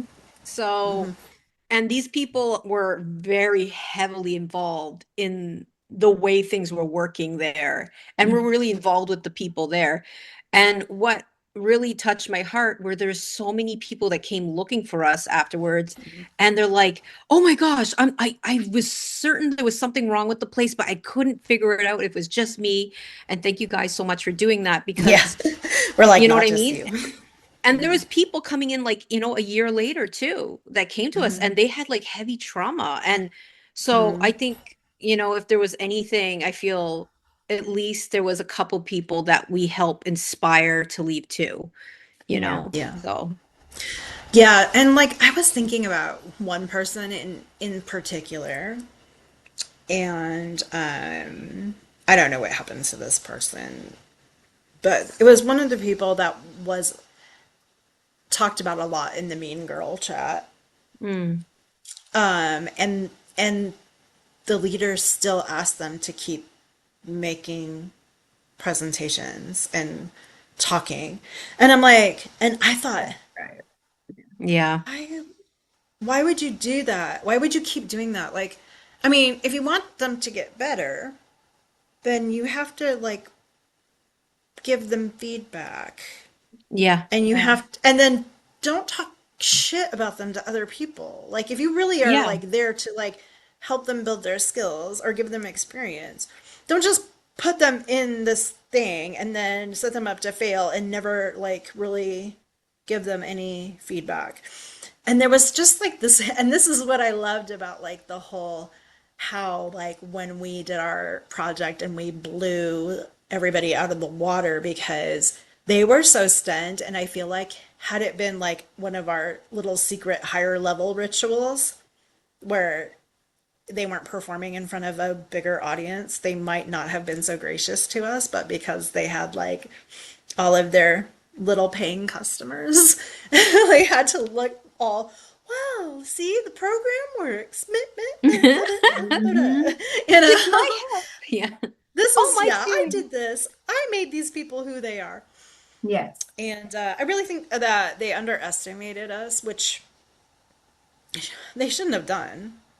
Like, we all came with such, we all had our own credentials to begin with. You know, which not is only just, I'm which sorry, is go ahead. what when we all came in, they all pointed out. And when they brought us into the Hmm. different levels, they Yeah. pointed out this person They is an were like, expert. you have this experience. Yes. Like, why don't I put you here? Hmm. Julia, they skipped you out of the first level, remember? Hmm. Yep.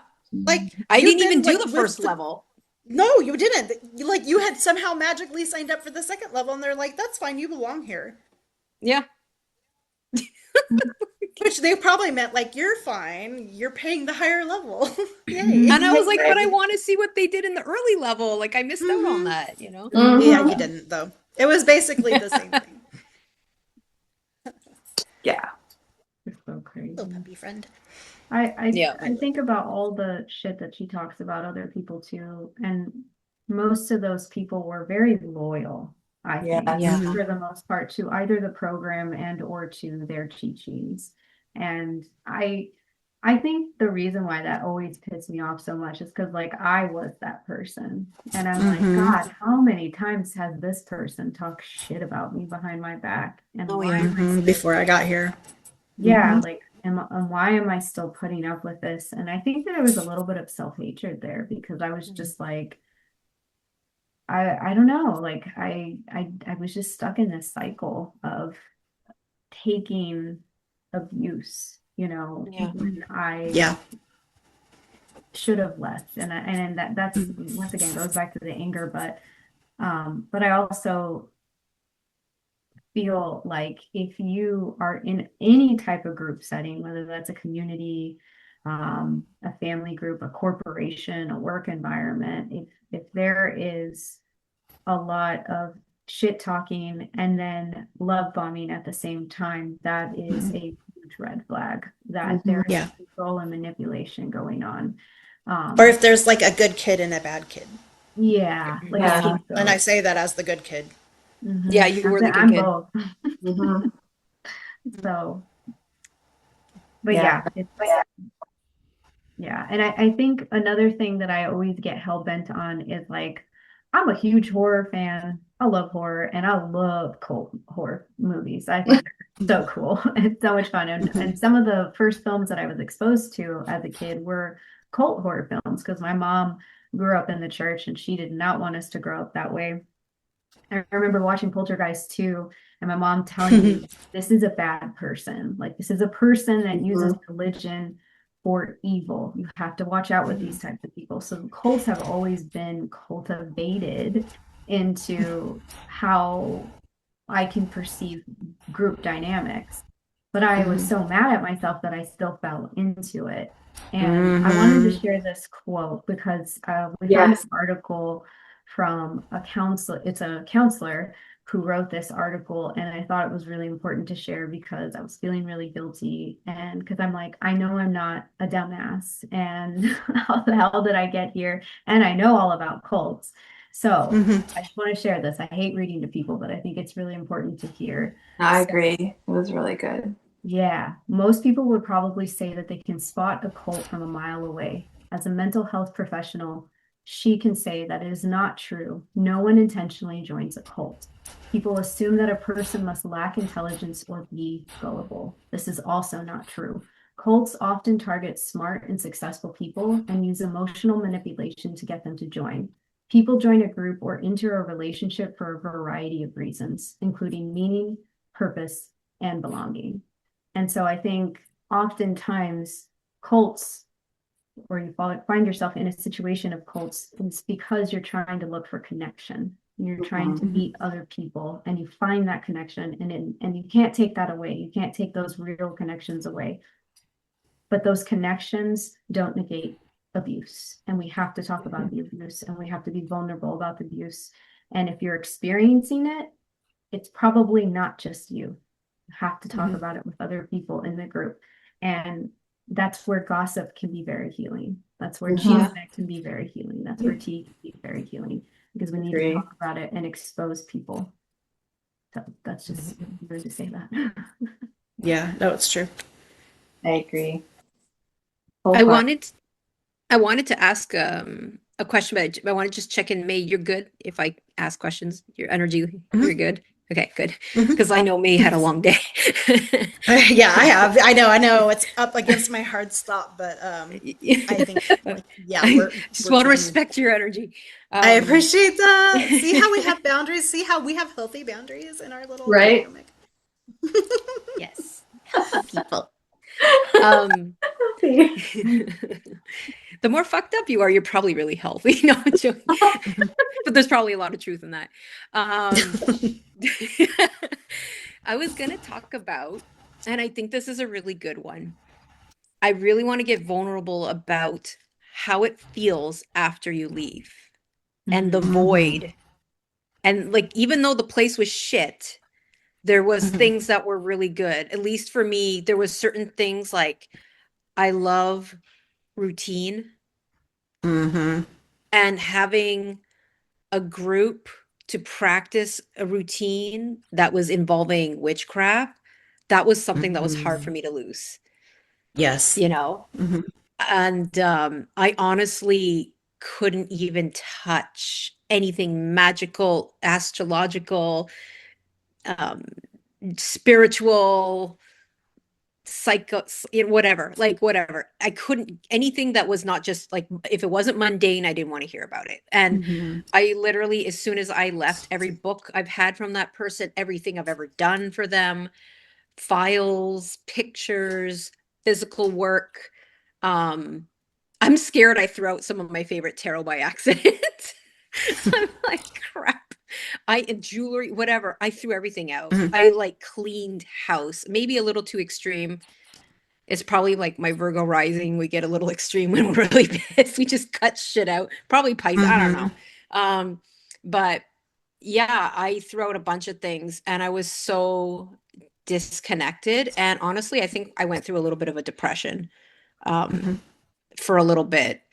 And it was like, I was so happy that I had you guys, but I couldn't connect to the spiritual part. And I know some of you guys were still able to pursue. And I felt like I couldn't keep up with you guys because I wasn't. And that could have just been my own perception. I'm not saying you guys were all on it or not. I can't say I'm not you, but I just perceived that you were all okay. And like, so I just wanted to know like how it was for you guys, because I think it's important for people to hear this, that it's not easy. You know, even though you're leaving a toxic place, like and this can go for like toxic relationships. It doesn't have to be cults, toxic work, like leaving something that's been an anchor of your life for so long and then it stops and it's like, ugh, you know? So yeah, I just wanted to hear your experiences and what helped you get through that. For me, I similarly, I think we all were like sharing videos of like throwing away shit or burning shit or whatever and donating and things like that. So like I did do all of that, and I just a couple years prior to us leaving had actually closed a business of mine. And so I was going through this point of like, I'm just like losing my identity, like left and right. Like all these things Yeah. like worked so hard because I think I was in there for like 4 years, May? Was it like we were in there for? Yes, because you and I started in 2021, and I want to say we started in the summer. Because I feel like I started during summer school, and maybe you started right after You, that. I think, I think you may have started at the end of summer of 2020, maybe. Because I think Maybe I that sounds started actually that does sound right. Because I think I started fall of 2020, and you were right there for the summer school, and I missed it. So yeah, it was a long time, and to at the time be at those levels, that we were told we were at, it is a lot that you've done, and a lot that we spent so much time creating content for ourselves, for the community. We taught classes, we led rituals, we initiated people, we did all this stuff. And then it's like, as much as I just wanted to go and I was so tired of it, I was also like, okay, what now? What do I do now? And I was so thankful, Julia, that you like made like quickly, like, we're just like, everybody, let's be in a group together. Let's Yeah, everybody come to this chat. yeah. So I was super thankful for that. But I also knew, like, for sure, definitely within us, I was like, I know we will keep in touch. And obviously we did. And with the others, we are too. And so that really helped me. And then the other part of it for me personally was so obviously we have shared this is a Hecatean, thing. And I know at first there was not a disconnect per se, but there were things that just I had before going into this community. And I had a huge connection way before, years before, since I was really little. And but you just couldn't help having all of these beautiful experiences and these rituals and things we did. And you would be in this setting, and I'd see this statue, or I'd see this picture, or see this thing that I had on my altar that I had again before. But those moments were so beautiful for me and moving, or I connected with someone else's story or something. I couldn't help but connect that to being in that community. And so afterwards, it wasn't that I didn't feel connected anymore with Hecate, but I was like, oh, I feel like someone tried to come and mess this up for me. And so I really tried to lean into the fact that, yes, while all of that ended up essentially being bullshit for me, I did put in the work and I did do the things, and the connections that I had and the moments I had were special. And I refuse to let someone take that away from me. I refuse to let someone come in and take something so special and make it something that is going to be taken away, and I just won't do it. So I that was one thing that I really tried to I don't want to say latch onto, because I did still kind of go on and work with other deities or goddesses that, while I was in the community, were shat on quite a bit. Anytime Yes. I did. That's why I loved when we bonded over Hanuman. Yes, I know. And like half of the time, half my videos, he's like this huge tapestry behind me. I'm like, I can't. Yes. I'm not taking him I know. down. It's just there. Sorry. Yes, Yeah. sorry. Um, so I was back to like, what, I have all these different rich cultures from both sides of my family that I felt, not that I disconnected from, but I felt like I was constantly like harassed and my time was taken away from them. I'm going to spend some time connecting, but I still made sure that I made time for Hecate, because I was like I said, I'm not letting anyone take this away from me. So I would say for anyone, whatever type of environment you're leaving, if it's a spiritual one, whatever community, whatever type of like cult environment, um, if there are things that you still feel meant a lot to you, to not let someone take that away from you. If there's like negative things about it and you're like, oh, that was fucked up for me to do, I get it. But if there were actual beautiful things that you learned for yourself or you took for yourself that you still know is something important in your life that someone else tried to take from you, um, fuck them. Yeah. I had a very similar experience because I definitely think that's a good call out of those connections being that for you and not for anybody else. Um, I mean, I definitely did the Julia thing where I like went crazy and burned a lot of shit because that's just, I am a fire witch and I love burning shit. So, and I think transmutation is one of the most powerful things you can do. Just because you destroy it does not mean that you're destroying the energy, you're just transmuting it into a different format. So I did a lot of burning, but I kind of felt a stronger connection with Hecate afterwards, and I was really surprised by that.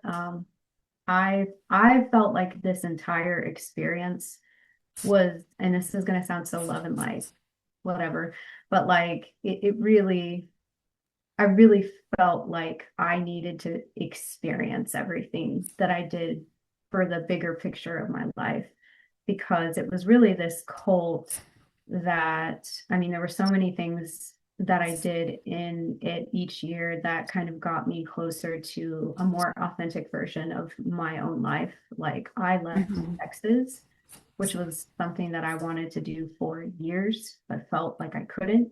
But I finally left Texas, an environment that just didn't no longer felt nourishing. But also having to break those generational curses of feeling guilty for leaving family behind and doing better Yeah. for myself. Um, Saying goodbye to a friendship that I mourn almost every day because it was my childhood friendship and I still love this person very, very deeply, but we just needed to go our separate ways. And it helped me leave that toxic friendship. And it also helped me leave a corporate job that I had for 10 years that I was extremely miserable in. And so my life did get better because of the lessons and the strength that I was able to cultivate for myself with the damage that this person was doing to me. But I pushed through, and so it's helped me see it as, like one of the things that Hecate has sort of gifted me as like a title is Liana, which is all about strength. And I have always felt connected to the strength card. I've always felt connected to snakes and lions. And I feel like my entire journey in life, being an Aries rising, is learning how to assert myself, learning how to set boundaries, learning how to approach conflict and not avoid it. And I think that that whole experience taught me so much. And I felt a lot closer to her, which led me down to, becoming more in touch with my ancestors, going on the journey with Santa Muerte, like just different things in my life that I think that I've always avoided because they felt too personal and because they were too close to that identity space. But it's so much of it is tied into trauma and trauma from my experiences in childhood and being brown and like all sorts of stuff. And so I think it made me closer, and I know that not everybody's going to have that experience. I just got really lucky, but because um, I went through those things, like I really just feel like it was Hecate being like, you finally see, like it took you 3.5 years to finally trust your intuition, but you finally see, you're not ever going to let that happen again. And I don't know, I just feel like I built a really strong connection with her, and um, it very much felt like a Hecatean underworld journey for all of us. Like we all kind of had to go through that really big fucked up catharsis. And I think we learned a lot about ourselves. And that's not trying to like be toxic positivity, but that's how it's been, how I experienced it. Because I went through the phases of being angry, and I went through the phases of depression and all of that. But I look at it from a big picture and realize that it all taught me something, and it was all meant to teach me something, because I'm no longer putting up with shit at work. There was like this person who was like kind of borderline bullying me at work today, and I called him out on it. And I was like, "Do you have a problem?" Nice. And he was just like, "Oh no, I was just playing." And I was like, "Well, I don't play like that. So please don't do that again." And I was like, oh Nice. my God, like I would never Nice. do that. Way to go. Yeah, that's Yeah. And awesome. so like those are the bigger things, those are the seeds that were planted during all of the fucked up trauma. But yeah, and I think that Hecate was honestly behind it, because I've always felt a connection with Hecate too, ever since I was younger. And I don't think it ever weakened. I think that it just made me trust her more, if anything. And I hope that when people leave a cult that tries to manipulate them, that they're able to separate the two. And if you're not, then that's okay too. You know, Yeah. um, that's not, you're not the problem if you're not able to do that. Just take your time and let your experience be your experience. It doesn't have to look like other people's.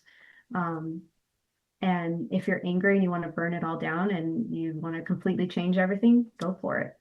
But follow what your intuition says. It has to be individualized. It can't be from someone else's perspective. It has to be what you really feel here. And that will lead you down the right path. So, Mhm. yeah. Yeah. That's so For beautiful. me, I had like a couple of different, I mean, I don't know. I feel like I'm still kind of figuring it out. Um, so when I first stepped away from leadership, but was still a member of the group, it was like January, and it was right before I was going on this trip, this family trip to Hawaii, that I was really stressed out about because I was going to have to deal with my abusive mother and her abusive ex-husband. And I really was not sure how I was going to deal with all of that.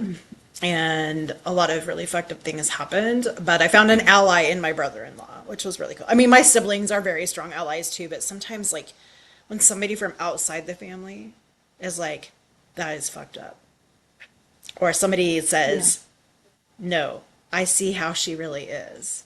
Like, I see what you guys see. Like, she's not fooling me. Like, oh my Mm. God, that just meant so much to me. But I will say, like, while I was there, it was also new, but I was so burnt out. Like, I couldn't hang. I felt like that this trip to Hawaii, I was there for like almost 2 weeks, I want to say. I think we were there for like 10 days. And I think like the first 3 days, I did pretty much nothing but sleep on the couch in the condo. Like, I was so exhausted. And, like, I just felt like, luckily, my brother-in-law and my sister were staying in the same condo with my mother and I. And I was so thankful. They were just like, "Do you want to just go on an adventure with us? Like, we can drop mom off to play with." Like, my brother has little kids that my mom doesn't get to see because she lives in a different part of the country from the rest of us. And they're like, "We can drop mom off with Nathan and the kids, and like, we'll take you on our own little adventure." And I just felt bad because, like, the whole time I was just like at them, you know. But it was like we went to Haleakala Crater on Maui, which has always been like a very powerful place, period. And I definitely feel that way when I go there. And I felt like it just needed to happen. Like, it was the right time and place, you know. But that being said, I felt very alone in the sense that all of the community I had come to depend on in the prior 4 years, I had been cut off from because I did not want to interact with the people in the chat, wanted to interact with the people that I had made close friendships with. And I was like, and I know I could have reached out to you, but I was like not yet in that place where I felt safe. Do you know what I'm saying? Like, and so I think at one point, each of you had reached out to me separately, so that was very nice. But like, which really was like, oh, thank God, you know what I mean? Like, but it was really hard because I felt very alone. I mean, and it's not like I don't have my partner, and he wasn't on the trip with us, but you know, I mean, it was just like I just needed like friends, right, to like vent to. And because I had been putting all of my energy into the union and to, you know, the cult, like, yeah, I have friends in the union, but like, I'm like Veronica. I'm like, they're colleagues. Those are people like that I have this professional working relationship. I'm not processing my trauma with them. You know what I mean? It's not like I don't have people I'm close to in there, but I'm not close to anybody the same way that I'm close to like the three of you, right? And so that was very, very tough for me to not even be able to like get into like our group chat and say, "Hey, you guys, I'm really struggling right now because of XYZ," you know, or because I feel all of this pressure, or because my mom said this, or, you know, did that, or threw this thing from when I was 12 in my face, or, you know, whatever it was.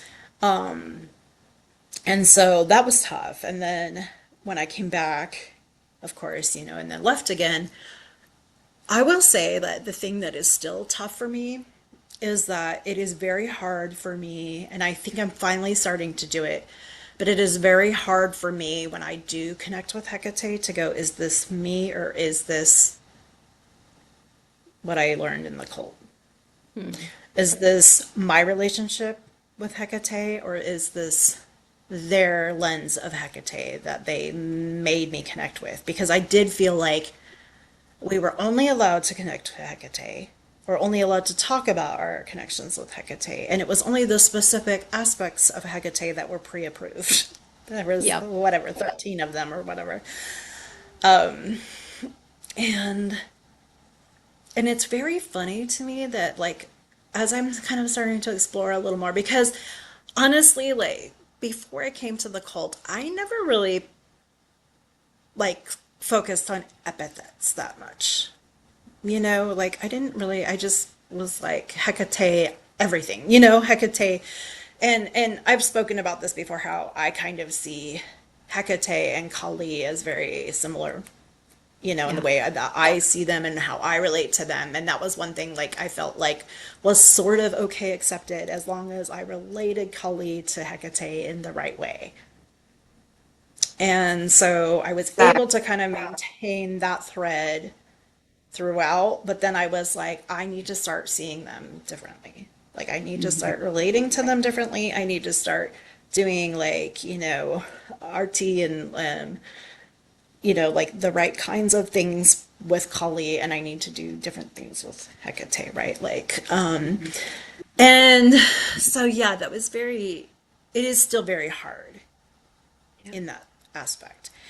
And it is hard for me. What I do miss, like Julia was saying, is that I liked having the structure and the accountability because that made it, because I have, a few disabilities, like most of us, but like that make it hard for me to like have, one thing I always struggled with, and I struggled with this inside the cult too, is like feeling okay, like feeling like I'm on a devotional path, even if I can't do something every day.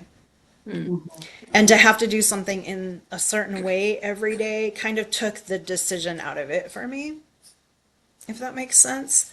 But then I also feel like how much of that was performative and how much of it was I was actually doing it, right? So there's a lot of this kind of bleh. And so one thing that's been kind of nice is like as the weather has gotten better, I'm kind of getting back out and just like going really back to basics, which for me is like talking to the grass and the plants and the bugs and the trees, and you know what I mean, and just being like, okay, where's my foundation? My foundation is here on the land, right, with the land spirits and what grows here and what lives here, and then like knowing what I do know of the indigenous, stories and lore around some of these things, just because I was lucky enough to, even though I'm white as shit, like have relatives that were very respectful of and thought it was important to teach and learn these things, right? So, like, and to know, like, when does this grow and what's that? And is this safe to eat? And, things like that. So, you know, I'm still very, like, I would say a very, like, novice at that stuff, but it's like, it's there in my awareness. And that's one way that I connect spiritually. And so I'm just kind of, I feel like getting back to connecting with deities a little bit more. And also like trying to like get back into my shamanic practice because that was like another thing is like when we were in the cult, I felt like this person made a very big deal about their shamanic training and like how they did their thing. And I just felt like, they would do the journeys and they would do this and they would do that. And I'm like, I could do this. Like, why did I think this person was going to teach me something? Do you know what I mean? And I think like and I still feel like I fall into that, right? It's like, oh, I'm going to join this other person's like monthly paid group to like study shamanism. I'm like, I fucking know shamanism. I just need to practice it. Like, am I like on the same level as like, person who's like been brought up their whole lives to do it or whatever? No, I'm not, but But you are. but I am, right? Yeah. Yeah. Like I just haven't done the formal training. And I think that's like it's so easy for me to see with other people, like, oh, well, you grew up in this ancestral tradition, blah, blah, blah, blah, blah. And Yeah. it's like, and even though my ancestral tradition might not fit into a box, like I was raised, like my grandparents taught me these things, my great grandmother taught me these things, right? Like, and even though like they were colonizer settlers, it was like, no, this is where we live, this is what's important, this is how we respect the land and the water and the trees and all this stuff. And then yeah, I mean, and I think like that's the thing, like I just keep find myself like needing that stamp of approval. Like I feel like I can't teach. I can't, like, who am I to like go to apply for a conference and teach a workshop because I haven't written any books and I don't have an internet presence and I don't have this I studied with so and so on some mountaintop somewhere for how many years, and I don't lead ayahuasca ceremonies and you know what I'm saying? Like, and I'm just like, why do I keep chasing this? Why isn't it just like I have, 35 plus years of lived experience, of practice, of Yeah. doing the shit, right? Like, what tradition are you? I'm not. This is just my life. This is my life. Do you know what I'm saying? And I Yeah. think like that's where I get really kind of like both pulled in, but then also repulsed by a lot of like Mhm. internet witches because it's like, I just feel like there's a lot of people who are like very welcoming and very cool and very like blah blah blah. But then there are a lot like that are like, and even in my own culture, like in person in Portland, in the Portland area, I feel this way too because there's definitely like the little cliques that have known each other, because they've always like because they're hippies and they're this and they're that, or they were raised by hippies or whatever the fuck, and they go to the same festivals all the time, and I didn't have the money to do that stuff until pretty recently, or whatever. And so it's like these people all know each other, and here I am showing up and they don't know me, and I'm new to them, and they think like I'm a new baby witch, which is like whatever, because I've learned a lot from new witches, let me tell you. You know what I'm saying? Like, and I feel like I just get treated like a second class citizen in my own community because I don't have a presence or I haven't been in the scene or whatever for enough time. And I think that's where it comes from. And it's just like, and I think like what I was kind of hoping for, not only in the cult, but just in general, like, and I haven't really found, is that like when I was in this group in person in Portland that I eventually left, I felt very empowered sometimes. And again, within a certain parameter, a certain like nice little box, I felt empowered to like serve the public. Like I helped. I mean, I never did any of these on my own. Like there was usually like a core group of us that did these things, right? That created these rituals that we had open to the public, or we had these workshops or we had these things. And it's like, because it was like such a small, like, it's a long story, but like the group has been around since the 80s, but I feel like they're kind of like in their own little box compared to like the rest of the community, right? And so like I just feel like the people in this box like kind of know me, but now they're all new people, and they don't know me either.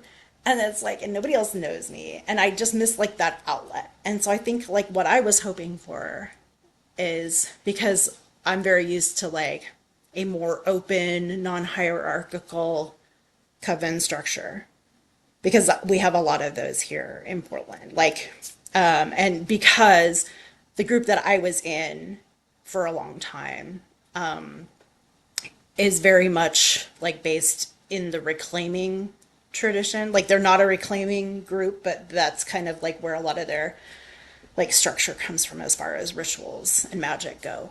And like on the other hand too, like they're a woman's group and I don't really identify as a woman anymore, so that was another reason why I left. But like they will still put me in the women box because it's convenient to them. Right? But it's like I don't want to be in that box anymore. So coming from this non-hierarchical reclaiming tradition kind of mindset and then like getting into something that was not like that, I thought, well, I'll just earn my place and I'll be able to eventually co-create rituals like in this space or help out by creating a ritual or whatever. And I did not realize like I was never going to get to that level because this person never wanted to give up any of that control, right? And so I think like I was getting my fix from teaching, like and presenting, and then it was not until much, much later when I was completely burnt out that I was like, I have been paying this person to work my ass off for them and I am exhausted. Mm-hmm. And it fucking depressed me. And there definitely has been like this whole thing about like, I feel very, very burnt out still. And I'm still trying to kind of find my way to that and find my way back to like what does what does my practice look like when I'm not thinking about trying to explain it to other people? What does my practice look like when I'm not trying to please other people? What does my practice look like when I'm not trying to prove to other people what my worth is as a witch? And the fact that I like can even name that that's what's happening to me and recognize that is huge. But also like I would like to feel like I'm way beyond that. I would like to feel like I don't feel like I have to prove myself to other people. But I do. Because how else do you like get these gigs at like sacred, what is it called? Sacred spaces. You know, like I don't even know what You they're just called. You know what apply. I mean? You just have to have the cojones.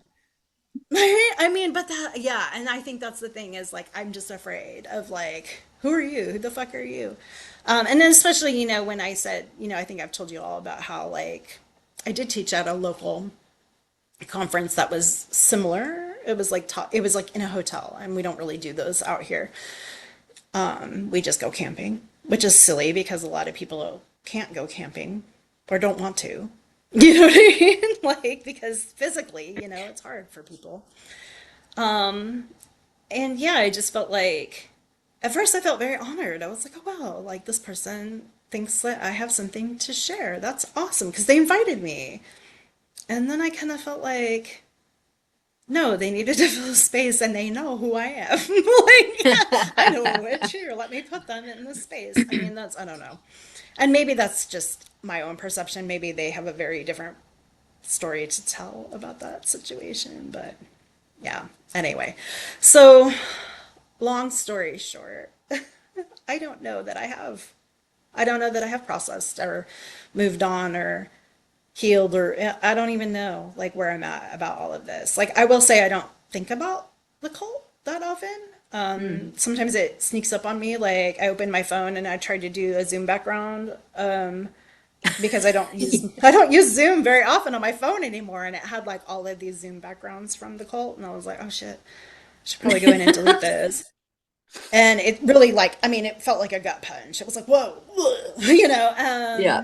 And I think like I do still have some things in a file on my computer that used to have the cult name on it, and I changed the name to Zebra Cult, so it would be at the bottom. So it wouldn't be like right at the top and like yeah, in my face. So I still have it. And then I did keep some things intentionally because they were things I either really like from an artistic point of view thought they looked cool, or they were things that I put a lot of magic into and they felt powerful to me with like outside of all of that shit. And they weren't, and I don't think any of them are overtly specific. Like there's not any of the leaders' designs, you know, and anything that is the design of somebody that we still like I think of that person when I Mm-hmm. see those designs, or I keep, even if I can't quite get there, I keep it because it's that person's design and it's that person's work and love that went into that.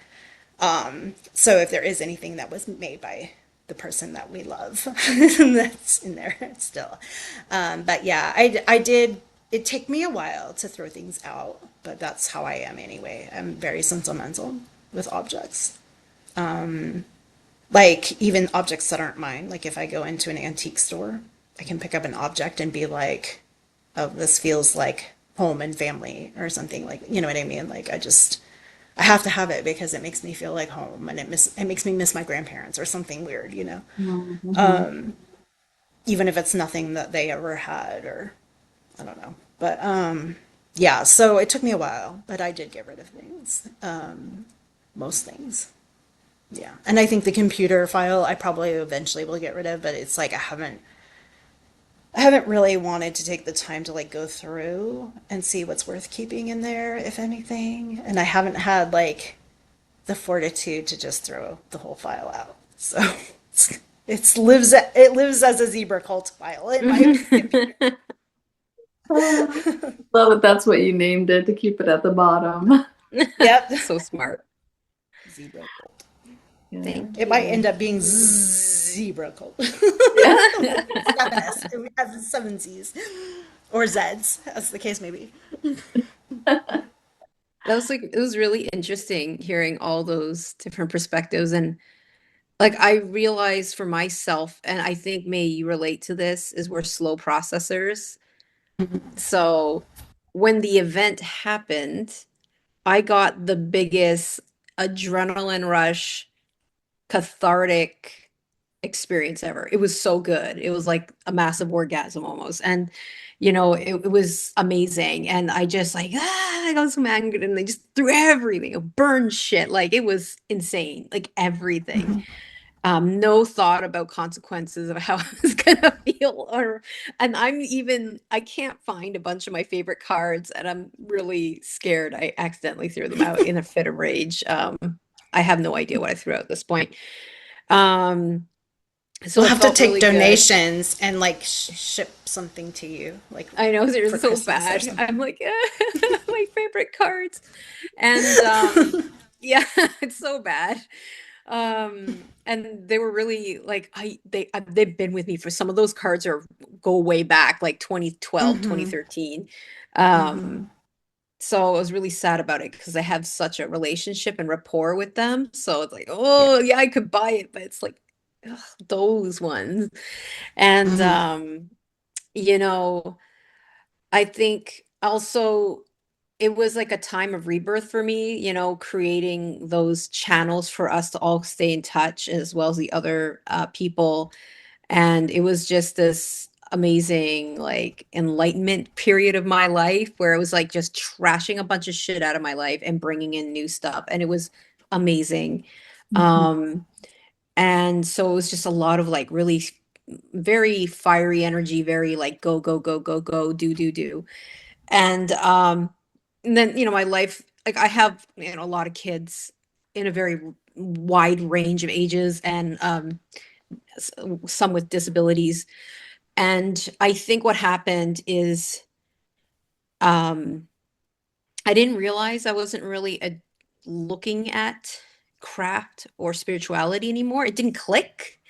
Like I'm Mhm. talking about it with you guys and we were doing so many things, I wasn't really thinking about it. And it was only when life got really hard on my end and I wasn't getting sleep and I had a lot of challenges at home that I was like, "Ooh, I can just go to my craft for support." And it wasn't there. And I was like, "Oh Mm-hmm. fuck." And I was just like, "Shit." And I was realizing I miss those cathartic group, almost like therapy sharing. It was like those AA meetings, and Mm-hmm. like all the late night chats we used to all have as a big group, and like sharing shit and also sharing like magical remedies or like rituals or shielding or whatever, like so many things. It was lots of sharing of information and passing, and I could have still asked you guys. It wasn't like I couldn't, but it was Mm-hmm. not. I think the reason why I couldn't really talk about it with you guys at the time because I didn't know what the fuck was going on, so I didn't know how to address it. Mhm. And I just remember kind of vaguely telling you guys at some point that I feel disconnected and I Yeah. can't put my finger on it. And I was almost like borderline, maybe I'm not a witch anymore. And Mm-hmm. maybe I'm not spiritual at all anymore. Like maybe I'm just, and I started really embracing like science and um physics and things like or it's just like daily life. I think I'll always be an animist through and through. That's Mm-hmm. just something I grew up with, like I was brought up in that culture. So that never went away, and it's kind of weird because like my animism is so much a part of me that it's almost mundane. Mm-hmm. You know what I I don't mean? think It's about not it. Yeah, I even was like, not it's Yeah. not even everybody's like magical. this. That's Yeah, what yeah, Yeah. most right. Like, practices are. don't we all Mm-hmm. think like this? It's Yeah, it's like so You it's just not right. do even like I them. don't even. I think that's why I don't recognize it as like an Yeah, ancestral exactly. tradition or Yeah, it's Yeah. whatever, just right? what it Because I'm is. just like, Like, this is just Hmm. life. Like, does not it's Yeah. just what necessarily it What? mean is, Yeah. right? Like, completely. how do you not Like think that way, you know? my mom's always done this. Like, what the fuck? What do I need Yeah, that Yeah. yeah, for? Yeah. yeah. Like, Yeah. Exactly. And then I noticed like so I started trying to go back to things. And number one, I threw out everything. So everything spiritually connecting was gone. I'm like, that's okay. I mhm. got outside and I just couldn't. Now I'm understanding now, reflecting on it. I was fucking sleep deprived, as you all guys know. Like, Mm-hmm. well, I am still sleep deprived. Like, I look like Yeah, shit. but Let's you just were face. way. Yeah. It was way worse back then though. I was going off like an hour or two sleep a night for like 3 years. Actually, we're on like, I was like, how I are don't you know. functioning? Yeah, I I wasn't know. functioning. I was falling apart. And so it was the time where I really wanted to have a connection, to have something outside of me, because like mundane is not enough. And Mm-hmm. I couldn't meditate. I couldn't just sit still and wait for like Mm-hmm. messages. I couldn't do dream work because I mean, I didn't even have time to dream. Um, Mm-hmm. and I started noticing things like I was like, I'm gonna do some candle work. I couldn't look at a fucking candle. I couldn't look at a votive Mm-hmm. because I was so traumatized with the and what ended up I started realizing, oh fuck, I'm having, and this happens to me all the time. I have delayed response. And when I'm delayed, I mean Mm-hmm. like a year or two later. That's how delayed shit comes to me. And I think it's Mm-hmm. kind of a survival mechanism from when I was really young. I tend to just disassociate and forget about them. I forgot their name. I forgot a lot of the people's name in that group. I forgot a lot of things about that place. I Mm-hmm. even had a hard time to even mentally visualize them and their symbols and words because I think that's the way my brain does it. It's just like, nope, cut it out. It doesn't exist anymore. Mm-hmm. And so, but what was happening is there was certain items that or words that would bring back the memories. But unfortunately, it wasn't Mm-hmm. positive ones. It was only the bad ones. I'm like, well, fuck. Yes. So, so I was having a hard time. Like, I can't look at a candle. I can't smell the candle. I can't look at a candle. It was so repulsive to me. I had to like shove it in a closet. And then it was like incense. Nope, can't do that. And then it was like, I was going to make some kind of like, I love working with like glamour magic and like I love working with perfumes and like making my own perfumes and or making like scented waters and or like making kind of like spell work with waters that I'll use for myself. I couldn't even do that. I couldn't like jars with stuff in it. I couldn't do it unless it was like for a reason like food. I couldn't do it. Mm-hmm. Oh my gosh, it just goes on. There were so many things and then like deities. So when I first joined, and I think you guys all remember, I never was a deity person, Mm-hmm. um, except for Aphrodite or Venus. I think I've Mm-hmm. always connected with them. Also in Hecate. I think Hecate goes back, way back since I was a kid. I just didn't realize who it was. Mm-hmm. Um, and I think there's a few other like male deities. But uh, I realized that I didn't see them as figures. I Mhm. see them more as like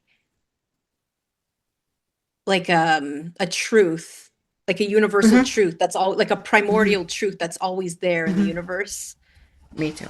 Yeah. Yeah. It's And like I that's like feel them. I don't really yeah, it's hard to Yeah, explain, I don't That's how they but were personalize them. supposed to be experienced, was yeah, through exactly. yeah, emotions and feelings yeah, and exactly. It's like this experiences. Yes. encapsulated They're not thing and it personalized. represents and like the different deities just represent different aspects of truth, Mhm. and Mm-hmm. um like and like I think a lot of like goddess figures are the same truth, just dressed up differently out of different cultural perspectives, you know Mm-hmm. so for me that's always the way I saw it. Like I don't often see figures. It's more just a feeling or like a Mm-hmm. knowing or an Mhm. understanding. So when I was in this cult place and it was like really slapping on, it's a woman and she looks fierce and she looks Mm. like Mhm. nice body and Yes. she's got like, Uh, 3 heads and all this. And I'm This okay with that, person is a whatever. Christian who calls He's a themselves a Christian. Hecatean. Yeah, yeah. And like it's totally cool if you want to do that because I can get Mm-hmm. how that can be really helpful for people. Like I respect that. But I just don't like it when it's like, no, but that's the way it has to be. It's mhm. Yeah, dogmatic. it's Mm-hmm. Yeah, I very don't like dogmatic. dogmatic anything. Like this is Um, the only way that you can experience them because that's how I do. yep. Mhm. Like, oh, the way you experience them is too love and lighty, or it's too too sexual, or it's too not sexual, or it's too dark, or it's like, it can go on, like it can go on and on and on. And I noticed that like this individual really loved their epithets, and I noticed they had preference of certain epithets over others. And if you like the epithets that they weren't crazy about, they kind of made a thing about it. Yeah. And Mhm. so I And you was were judged. realizing what ended up happening is I didn't like the fact that I couldn't not see them as a figure. Like, it wasn't that I saw them as a figure, but I was reminded of the way the other person associated them. Mhm. And I was like, oh, I just didn't want anything to do with it. So then that one I Mhm. shut out. And I felt like there was like a tether of something wanted to connect with me, but I was like, no. And I was like, no, I Not right can't now, now. thanks. Sorry, bitch. Sorry, not now. Like, I love you, but no. yeah, and they're like, I got you, I get it. You take your time. I'm trying to make them sound like a figure now. But and that's the cool thing. I mean, they could be anything, or it Yeah, can I be mean, I anything. relate to them sometimes like that. Like, people are Yeah, like, why how not? dare you talk about Yeah. Hecate like she's your friend? I'm like, because she is. Yeah, You it's your know, like, reality. And like, it's yes, I'm fun. like, Like, fuck, life's hard already. Why Yeah. not? Like, Jesus, if you want Hecate to be a drag queen, like, do it. right. I'm I sorry mean, that I have a yeah. parasocial relationship with Hecate.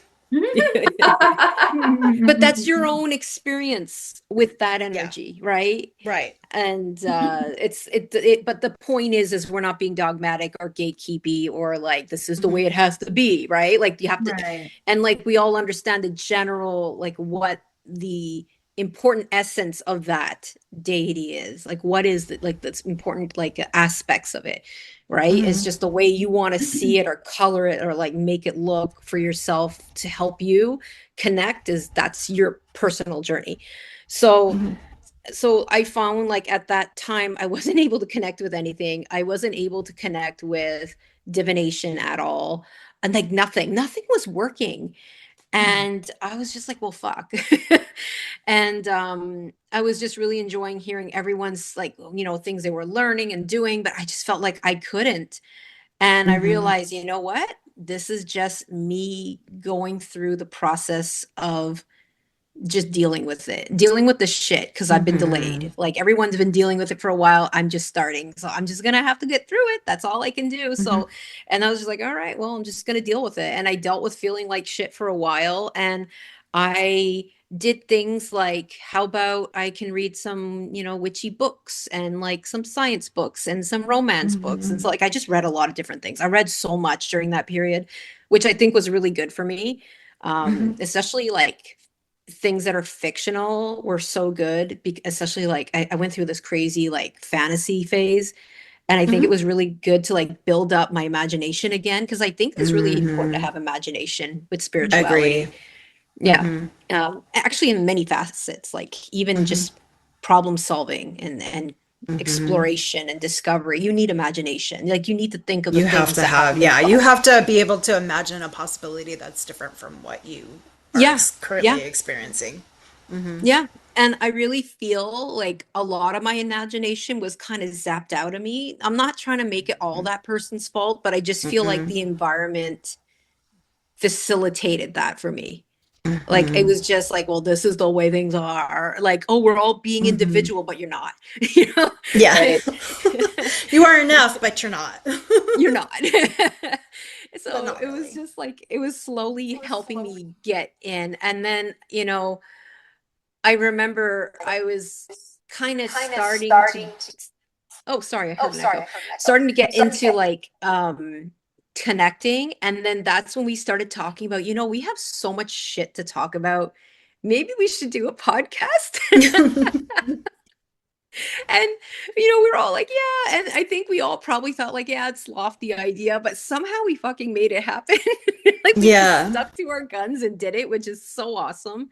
And I think, honestly, this has been a very cathartic process for me. Like, planning them out, thinking about what we're going to talk about before we do it. I love the fact that this is not scripted, guys. If it sounds all over the place, because it is. It's because that's our life. Yeah. we're not supposed to stay on script here. Like we purposely wanted spent to be raw and 3.5 years being scripted. We're gonna fucking not be scripted. We Yeah. are sitting around the coffee table Yeah. Yeah. and we are talking chisme. Like that is Yeah. what Yes. we are not being here to teach. performative. We are not here Yeah. to do a workshop. Like we are No. here to We're not gonna talk make shit. a PowerPoint. No, Yeah. not at all. Like this is literally you just walked in, you're eavesdropping in the other room, you got a glass cup on the fucking wall, and you're eavesdropping in our conversation. That's what this is. Cleaning, like, Yeah. Right. Vacuuming the grass when there's police outside, pretending like nothing's Yes. happening. I love that meme. You know, like that's what this is. Like this is you're here for the chisme. And so, and if you learn something, I mean, that's what gossip's for, right? Mm-hmm. If you're not doing it purposely to tear people down, it's, you know, if like that, I think is very toxic, like mean girl energy. But if it is like sharing experiences and venting with people that you feel safe with, that's the important point of all this. And so I feel like this, like you guys really saved me. and like this podcast really did save me out of this like dark, you know, postpartum trying to figure shit out with like disability child and who I adore and he's awesome, and you know, with like all these other kids and just trying to figure out my life with all these other aspects and moving pieces. And you know, and so it was just like this has been a really great thing. And I feel like it's just this year since, was it February, guys, where I'm like, oh my God, I think I'm starting to reconnect. I forgot when it was, February or March. I think And I was so. just like, yeah. And I was just like, holy February. shit. Yeah. Yeah. So I literally just let myself deal with the fog for a while. And it's like, it is what it is. Like, I'm not getting enough sleep. I'm depleted. I'm going to feel like shit. So I just got to like try my best to take care of myself. I had you guys, you know, always checked in on me, which was awesome. And we all check in on each other. Which is awesome. Like we could all drop off the face of the earth and then all of a sudden like, hey, especially Nishida's queen of checking in on people. Yeah, You can tell so her good. about a Thank you, surgery Nishida. like 6 months And prior, remembers and she'll everything. contact you 1 hour before your surgery and be like, so good luck on your surgery, I'll contact you. I'm like, how the fuck do you remember that Right, from I'm 6 like, did months I ago? She's tell like, you happy about birthday that? to your nephew's friend. And you're like, how did you remember? You are Nishida. No, You are so seriously, good yeah, at it. happy birthday Like, to how your did you know that? nephew's friend. That's so Oh Nishida. my gosh. Oh. Like I might have it filed away, but I will not contact you in time. Yeah, no. Like, you know, like I will But be I like, do oh shit, appreciate was it it. your nephew's cousin's friend's birthday 3 weeks ago? I totally Yeah, I'm fucking like, how the fuck that. I try. It's a Oh, gift. did your neighbor 2 blocks down end up getting that pipe fixed that bursted 3 years ago? And like, Totally. didn't you say they got a whole Checking new mortgage upgrade or something? You know, like she's like queen, on like it. queen. Oh my Your brain gosh. is immaculate. Yeah, she is the Queen Immaculate Heart. What did your ex-coworker name their new dog? Right. She'll even ask about the animals in your yard. Is that bird okay? Did they come back? Checking in. Oh my gosh. Y'all making my cheeks hurt. You're It's the true, though. best. I'm like, oh yeah, I did tell you about that. I forgot about my it. surgery. Thanks for reminding me. Thank you. I almost forgot about that. Legit though, you've reminded me of things. I'm like, oh fuck, right. I know, right? Oh yeah. I'm about to pay Nishida to be my personal assistant. I know. No, right? Like, here, just Like, keep my oh. schedule. Like, It's all the Capricorn and Virgo placements, probably. Oh, yeah, they're hardcore on you. Like seriously. Yeah. Just remember. My charts all clash. It's like Virgo and Pisces and Aquarius God. sandwich. Like that's so fucked up. and I have Mars in Cancer. It makes me like so passive aggressive and awful. Like, as I hear myself doing it, I'm like, you are such a fucking bitch. Like, will you just tell them how you feel? Aw. That's what I love about you. I was gonna say, I don't think it's bitchy at all. No, I think you're pretty No, I think it's upfront. bitchy and it's beautiful. Yeah. I don't It's like, really I wish I know had what my me. Mars and Sagittarius is like. Maybe I'm just like Snooky and I want to fight everyone, but I don't know. Right. I feel like Sag, like as a Sagittarius moon, I feel like Sag has the very like, I want to fight you, but I'm more interested in this other shit happening over Oh, here. yeah, I relate to that. Okay. Mhm. Yeah. I Yeah. want to fight you, but you know what? I really like this book. Right. Yeah. I want to fight you, but yeah. I'm not gonna put pause though. Hold on one second. Right. Yeah. Yeah. Exactly. Food. I want to Do fight you, but there's food. So I want to fight you, but I'm optimistic. right. I want to it. fight you, but I have to catch that bus because it's Yeah. going away from you. I'm going to Which is travel the ultimate instead. fight you, honestly, because it's like I Mhm. have better things to do Oh, you than know to Yeah. what it your is? bullshit. Mars and Sagittarius. This is me to a nutshell. I avoid things by like traveling. I'm like, you, Mhm. Yeah. I'm just gonna go somewhere. Sagittarius is the traveler, man. Yeah. You know what? Mhm. You know what will solve my problems? Going outside of the country. Right. Yeah. That's why I stay busy. I don't have to think about my emotions if I stay busy. There you go. Right. Man, Oh. my Mars is in Venus, and you know how bad that can get.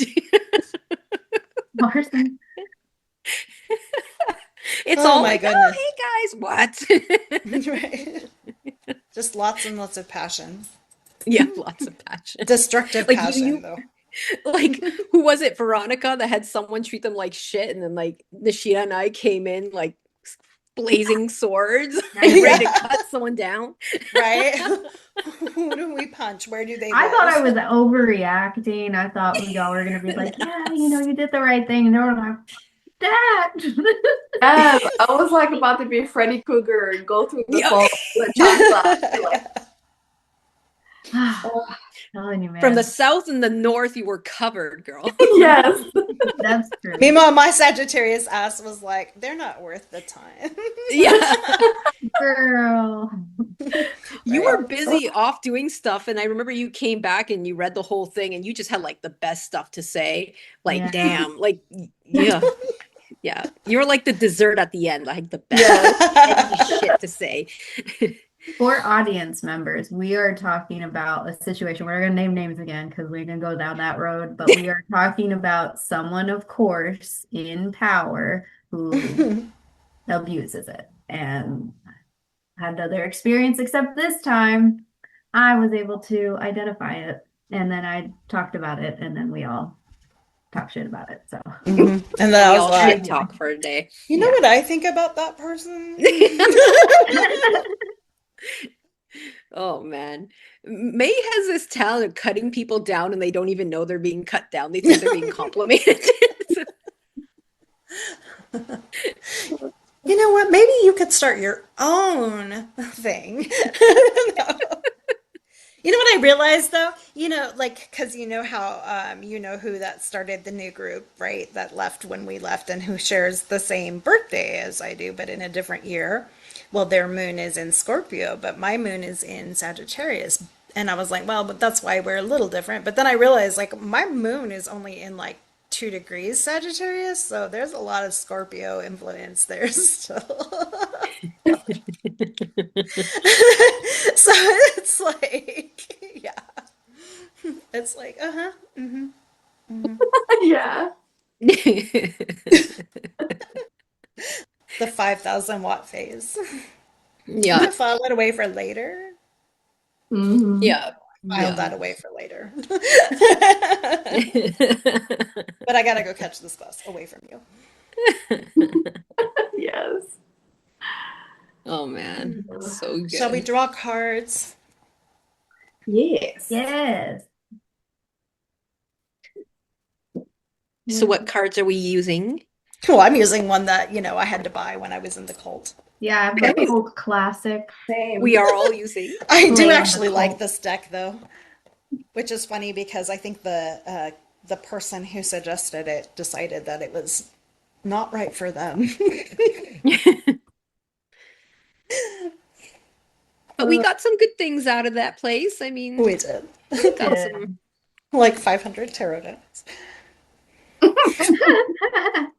And a lot of drama. Lots of tea, lots of tea. Yeah. Yeah, I just love Give how us lots people of things found to us. talk about. I wondered where you guys went.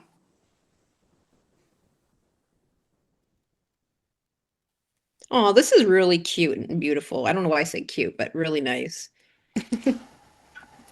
Well, that I might be think it it. was like people were talking about Barbie the other day, and it's just Barbie talk has stuck with me.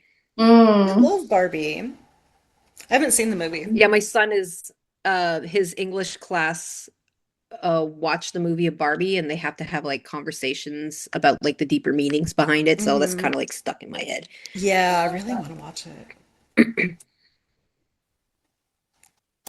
Yeah, I liked still have a it. lot of my stuff from when I was a kid, my Barbie stuff. Aw. Oh, this is very, very much me. This is so accurate. Like this is so what we need. Like this is a good card. I just Mine got is too. nice. We always get good cards. Are. We Yeah. Yeah. do. This one is too. By the way, this is one of my favorite decks that I think I might have thrown out, so I'm using the book. For some reason, I have the book, but not the deck. It do be like that sometimes. It's so sad. It has one card inside. I can go first. Go for Go it. for it. Yeah. I got the Gnosis card. Oh, well, hey. Oh, dang. Perfect. I know. I was like, oh, okay. Yeah, I mean, to me, that just like speaks for the whole part of the episode of like knowing your inner truth and following what you feel is like deep inside of you and all the Yeah. red flags and things that you are noticing. Are real. Yeah, they are real. And I mean, there's obviously like all of us, we've all talked about how much we love science and how we have all these, backgrounds and everything like that. And there is value in studying and reading and learning about all these books and things like that. But there is also just such a equal amount of importance of having that inner knowing. And I think I'm really thankful that we each had that enough to make the decision to get out. So yeah, I'm really happy about this card. Beautiful. I'll go next. Nice. I got balance. Oh, Oh, well, hey. shade. Balance.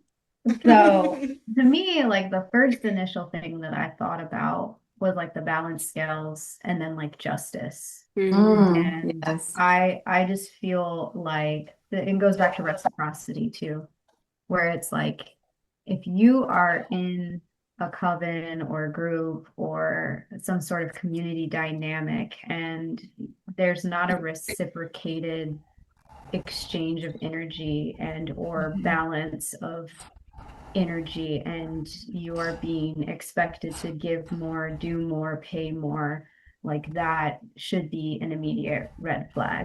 Your spiritual practice should never sacrifice your self-care or your any sort of financial strain. It should not feel stressful in that way. To always come back to your center in order to find the balance between the giving and the receiving. And most importantly, like, does your practice give you Zen? Like, does it give you that sense of being? And if it doesn't, then that's should be your first sign that the scales are off balance. I like what the book says because it says look at closely at how the scales are tipping in your daily life. It may be time to examine your life and evaluate if you need to make an adjustment to bring more equilibrium into your routines. It's time to create a shift for your own well-being. And so for me, it's just like, if you are in this cult dynamic and it is taking more than it is giving you, then it's probably time to take a look and evaluate deeper. Where does there need to be justice, and or where do you need to walk away and give back to yourself and focus on yourself in some way? So yeah, balance is key in our spiritual practice. And more so if you are in a space where your spiritual practice feels like, you are feeling disconnected, or you don't even want to look at those things, maybe it's time to focus on the mundane things, because there is spiritual things in the mundane. Cleaning your house is so spiritual. Taking a shower is so spiritual. Taking care of your body, putting makeup on is spiritual. Those things can be a part of your practice. It doesn't have to look like lighting a candle and Yes. you know. So That's what got me through it, was just doing the mundane things. I think they're so spiritual. Yeah. I always come back to my body. Yeah. I know when I'm like really, really flagging with my spirituality, and like this really, Julia, like you totally validated this for me, is like, and also a book that I read that had an essay about it in it that really nailed it for me was like skincare, like doing your skincare routine, right? Because I think for me, as somebody who identifies as non-binary trans masc, like it seems like such a like, oh my God, that's so indulgent and such a waste of time. And even like with my partner, I'm like, oh, did you do that mask that you bought? You know, because he'll buy like the masks and stuff, and then he never does. Oh, that seems very indulgent. I asked him, oh, would you ever get like a straight razor shave or whatever at a barber? I mean, he has a nice beard, but like, would you ever go get a trim? Oh, that seems indulgent. I'm like, what? That, I mean, if I had a beard, I would go. Like, Right? But why is indulgent bad? Not an and indulgence. also, exactly, why is Like, it indulgence, bad? It's Like, yeah, sacred indulge away, my friend. adornment. It's sacred right? adornment and taking Like, care of your and that's body. the thing is like getting into that like sensuality, right? Of like, I'm gonna rub my face and it feels really good. And then I'm gonna think about all the good things that I want to come from this Yeah. practice of Yeah, taking it's care of myself. worshiping yourself. But also, like, your container, what it does for you every Yes. fucking day. And Right? like most of us here have some fucked up disability shit in our life. Like, it's hilarious. We all bond this way. But like, even more reason to indulge our bodies, Yeah. because the fact We that are it the gets through altar. those hurdles. And your Yeah. skin is your largest organ, and it does an Yeah. amazing job at like the 5,000 things it does. Yeah. It's pretty fucking cool. It needs a Yes. raise.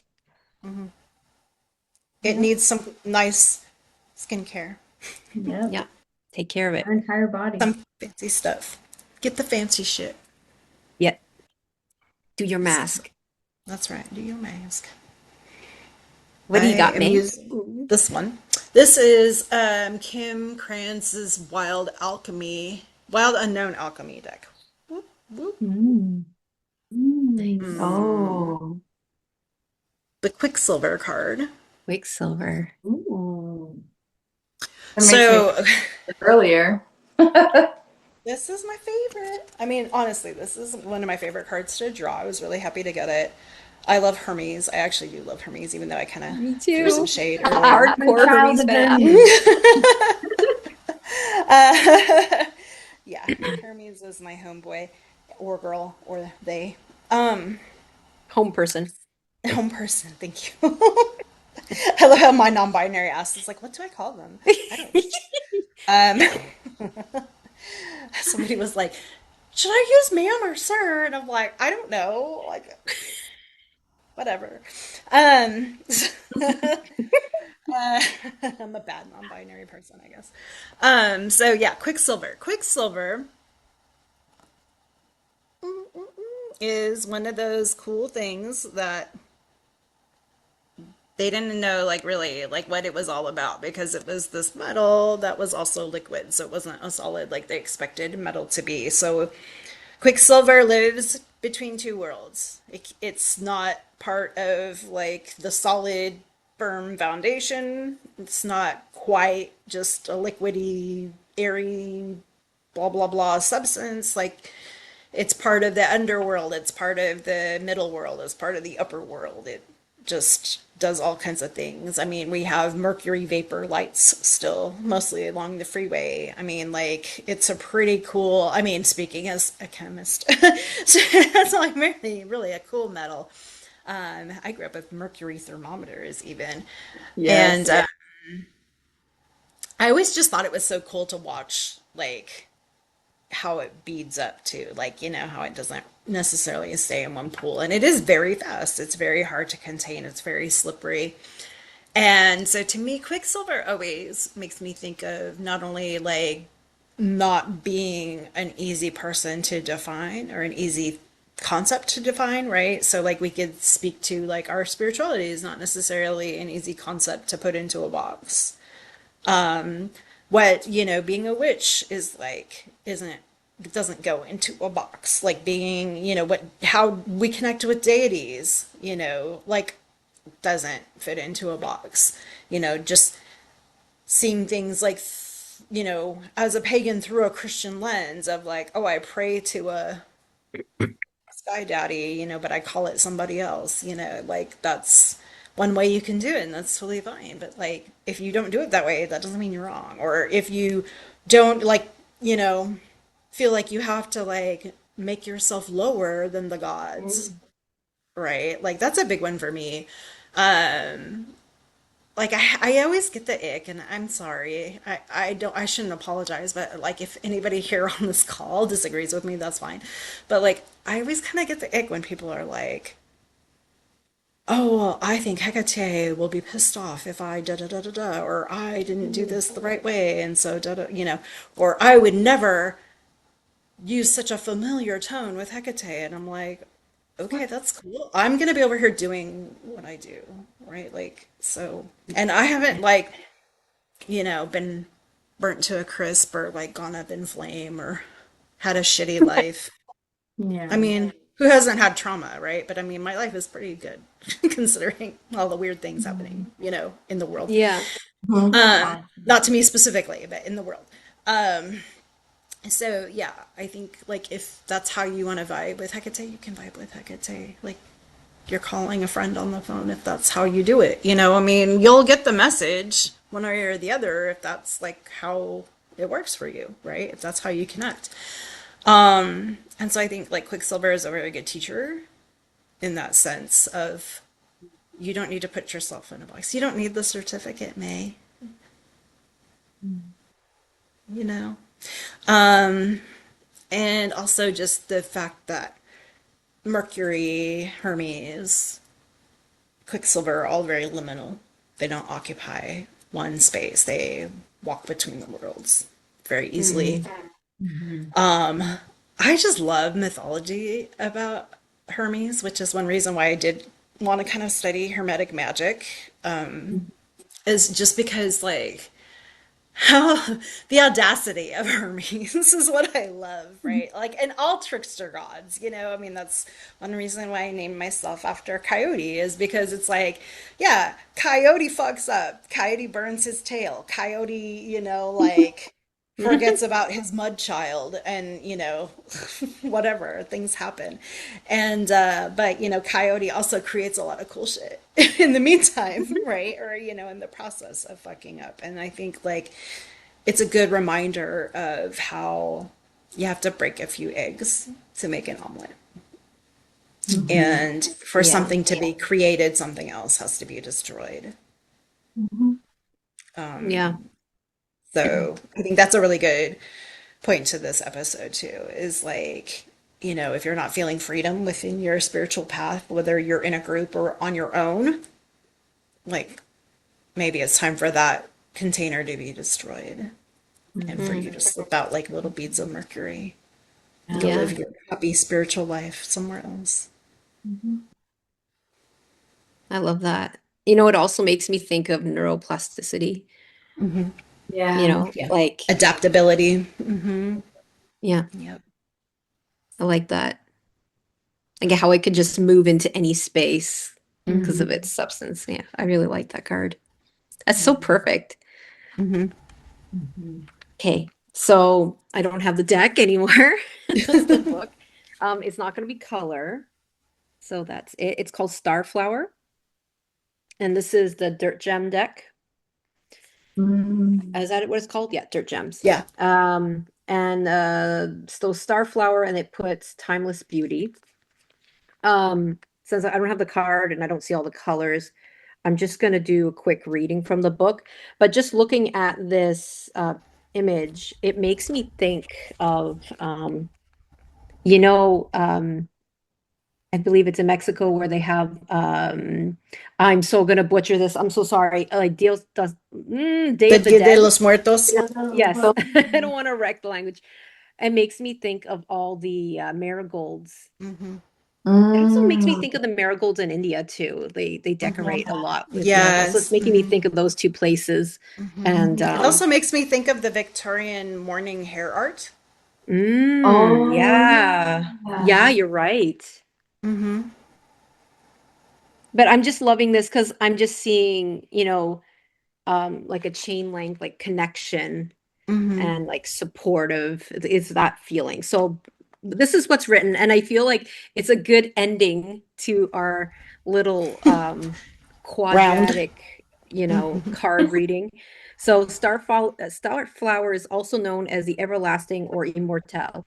Starflower is a flower that never loses their color, appearing as though they are already dry as they grow, allowing themselves to be preserved and adorned long past life cycle and as a living plant. Starflower brings qualities of endurance and concentration that enhances the vibrancy of everything around them. If you find yourself in a climate that is long, cold winters, Starflower can remind you to have faith that the summer will return and that you will feel the sun on your skin again.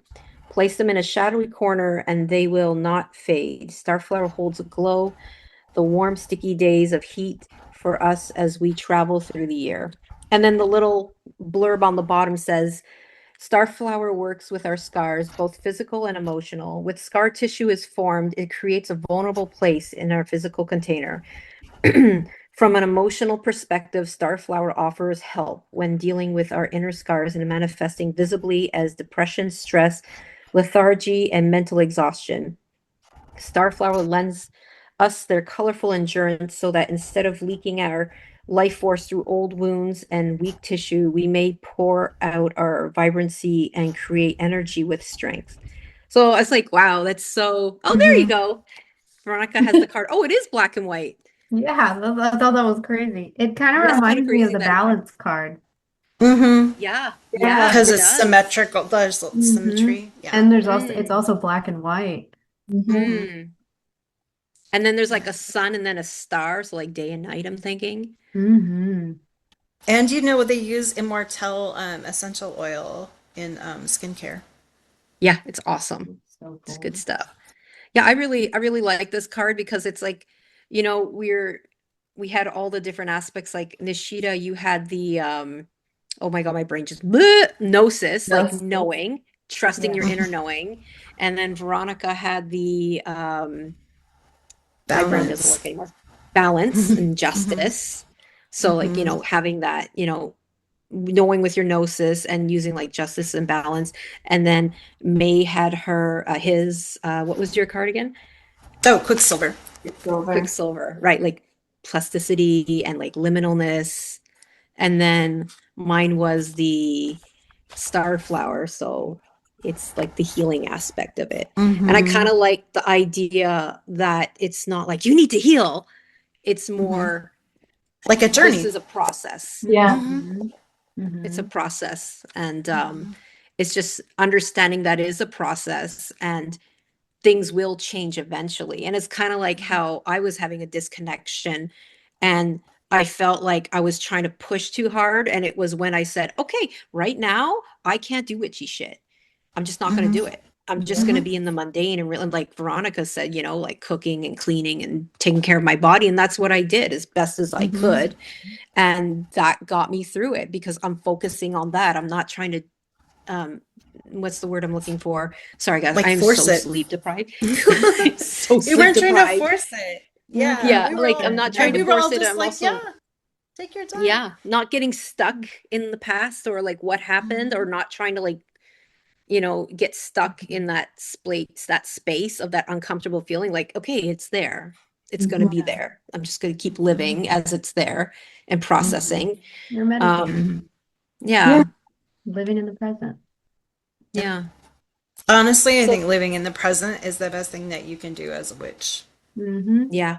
I think I said that in like one of our meetings in another group. I was like, mindfulness, because they were saying time management was one of the best skills of a witch, which I also agree with. But I think like time management and mindfulness are like this, Yeah. you know, like Agreed. just Yeah. being present and letting go of like attachments to the outcome.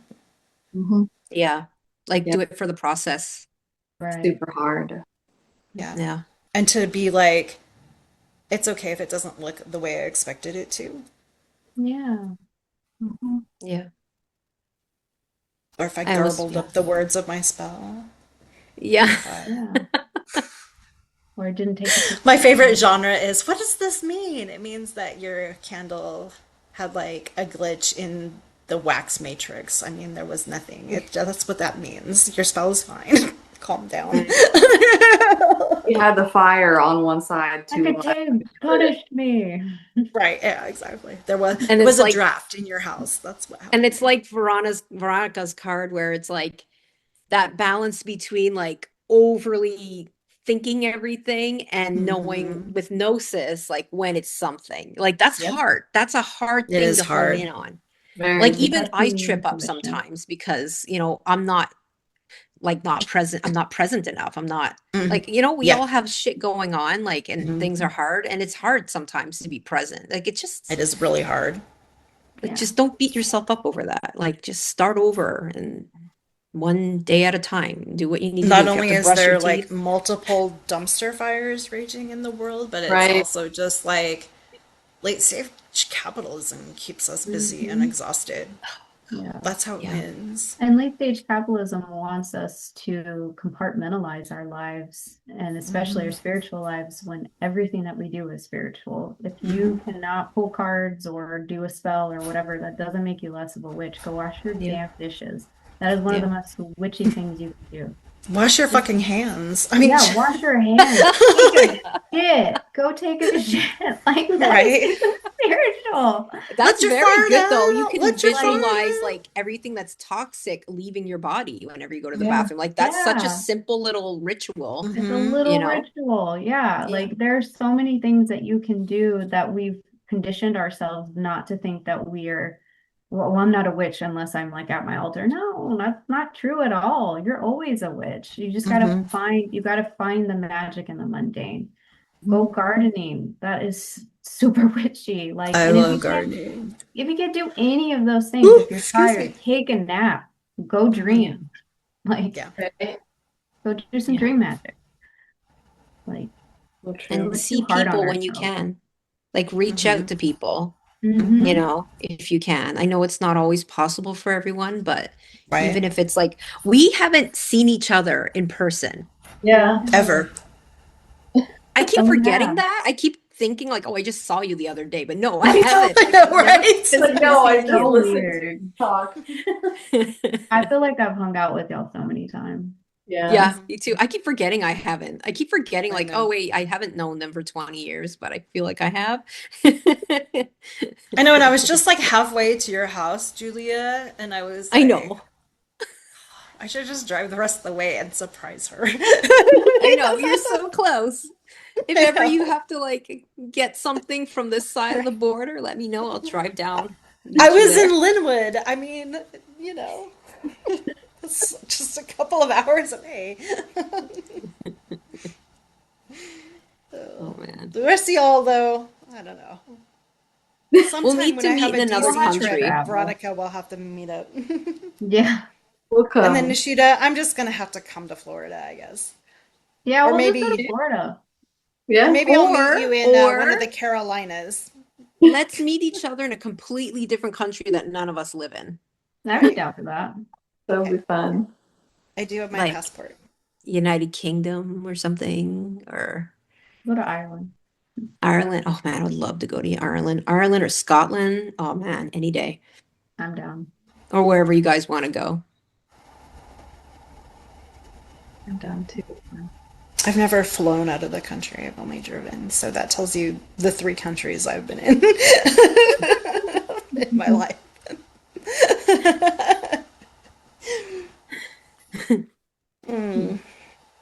All right, well, Julie and I definitely need to get some rest, and it's even later where you all are at, so Yeah, the night owls. I know. Oh my gosh, I'm so sleepy. It hit me hard too. I was like, yeah, let's go, let's talk some more. And then I was like, I knew it was bad for me when I can't remember any of your cards. Like I know what they were about, I just can't remember the names. And when I was reading, I was slurring. Like I could barely say the word flower. Like blah, blah. It just yeah, you were Oh, good. It was fine. it's yeah. bad.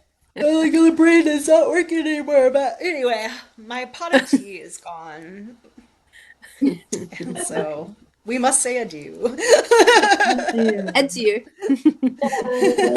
Bye. Bye. Thank you. Bye, everyone. Thanks for joining in and crashing our Don't join a party. cult. Yes. I do not recommend. Yes. 0 out of 10. 0 out of 10 Out of stars. 10 experience. And I would believe give in it negative yourself. stars if I could. Right? Yeah.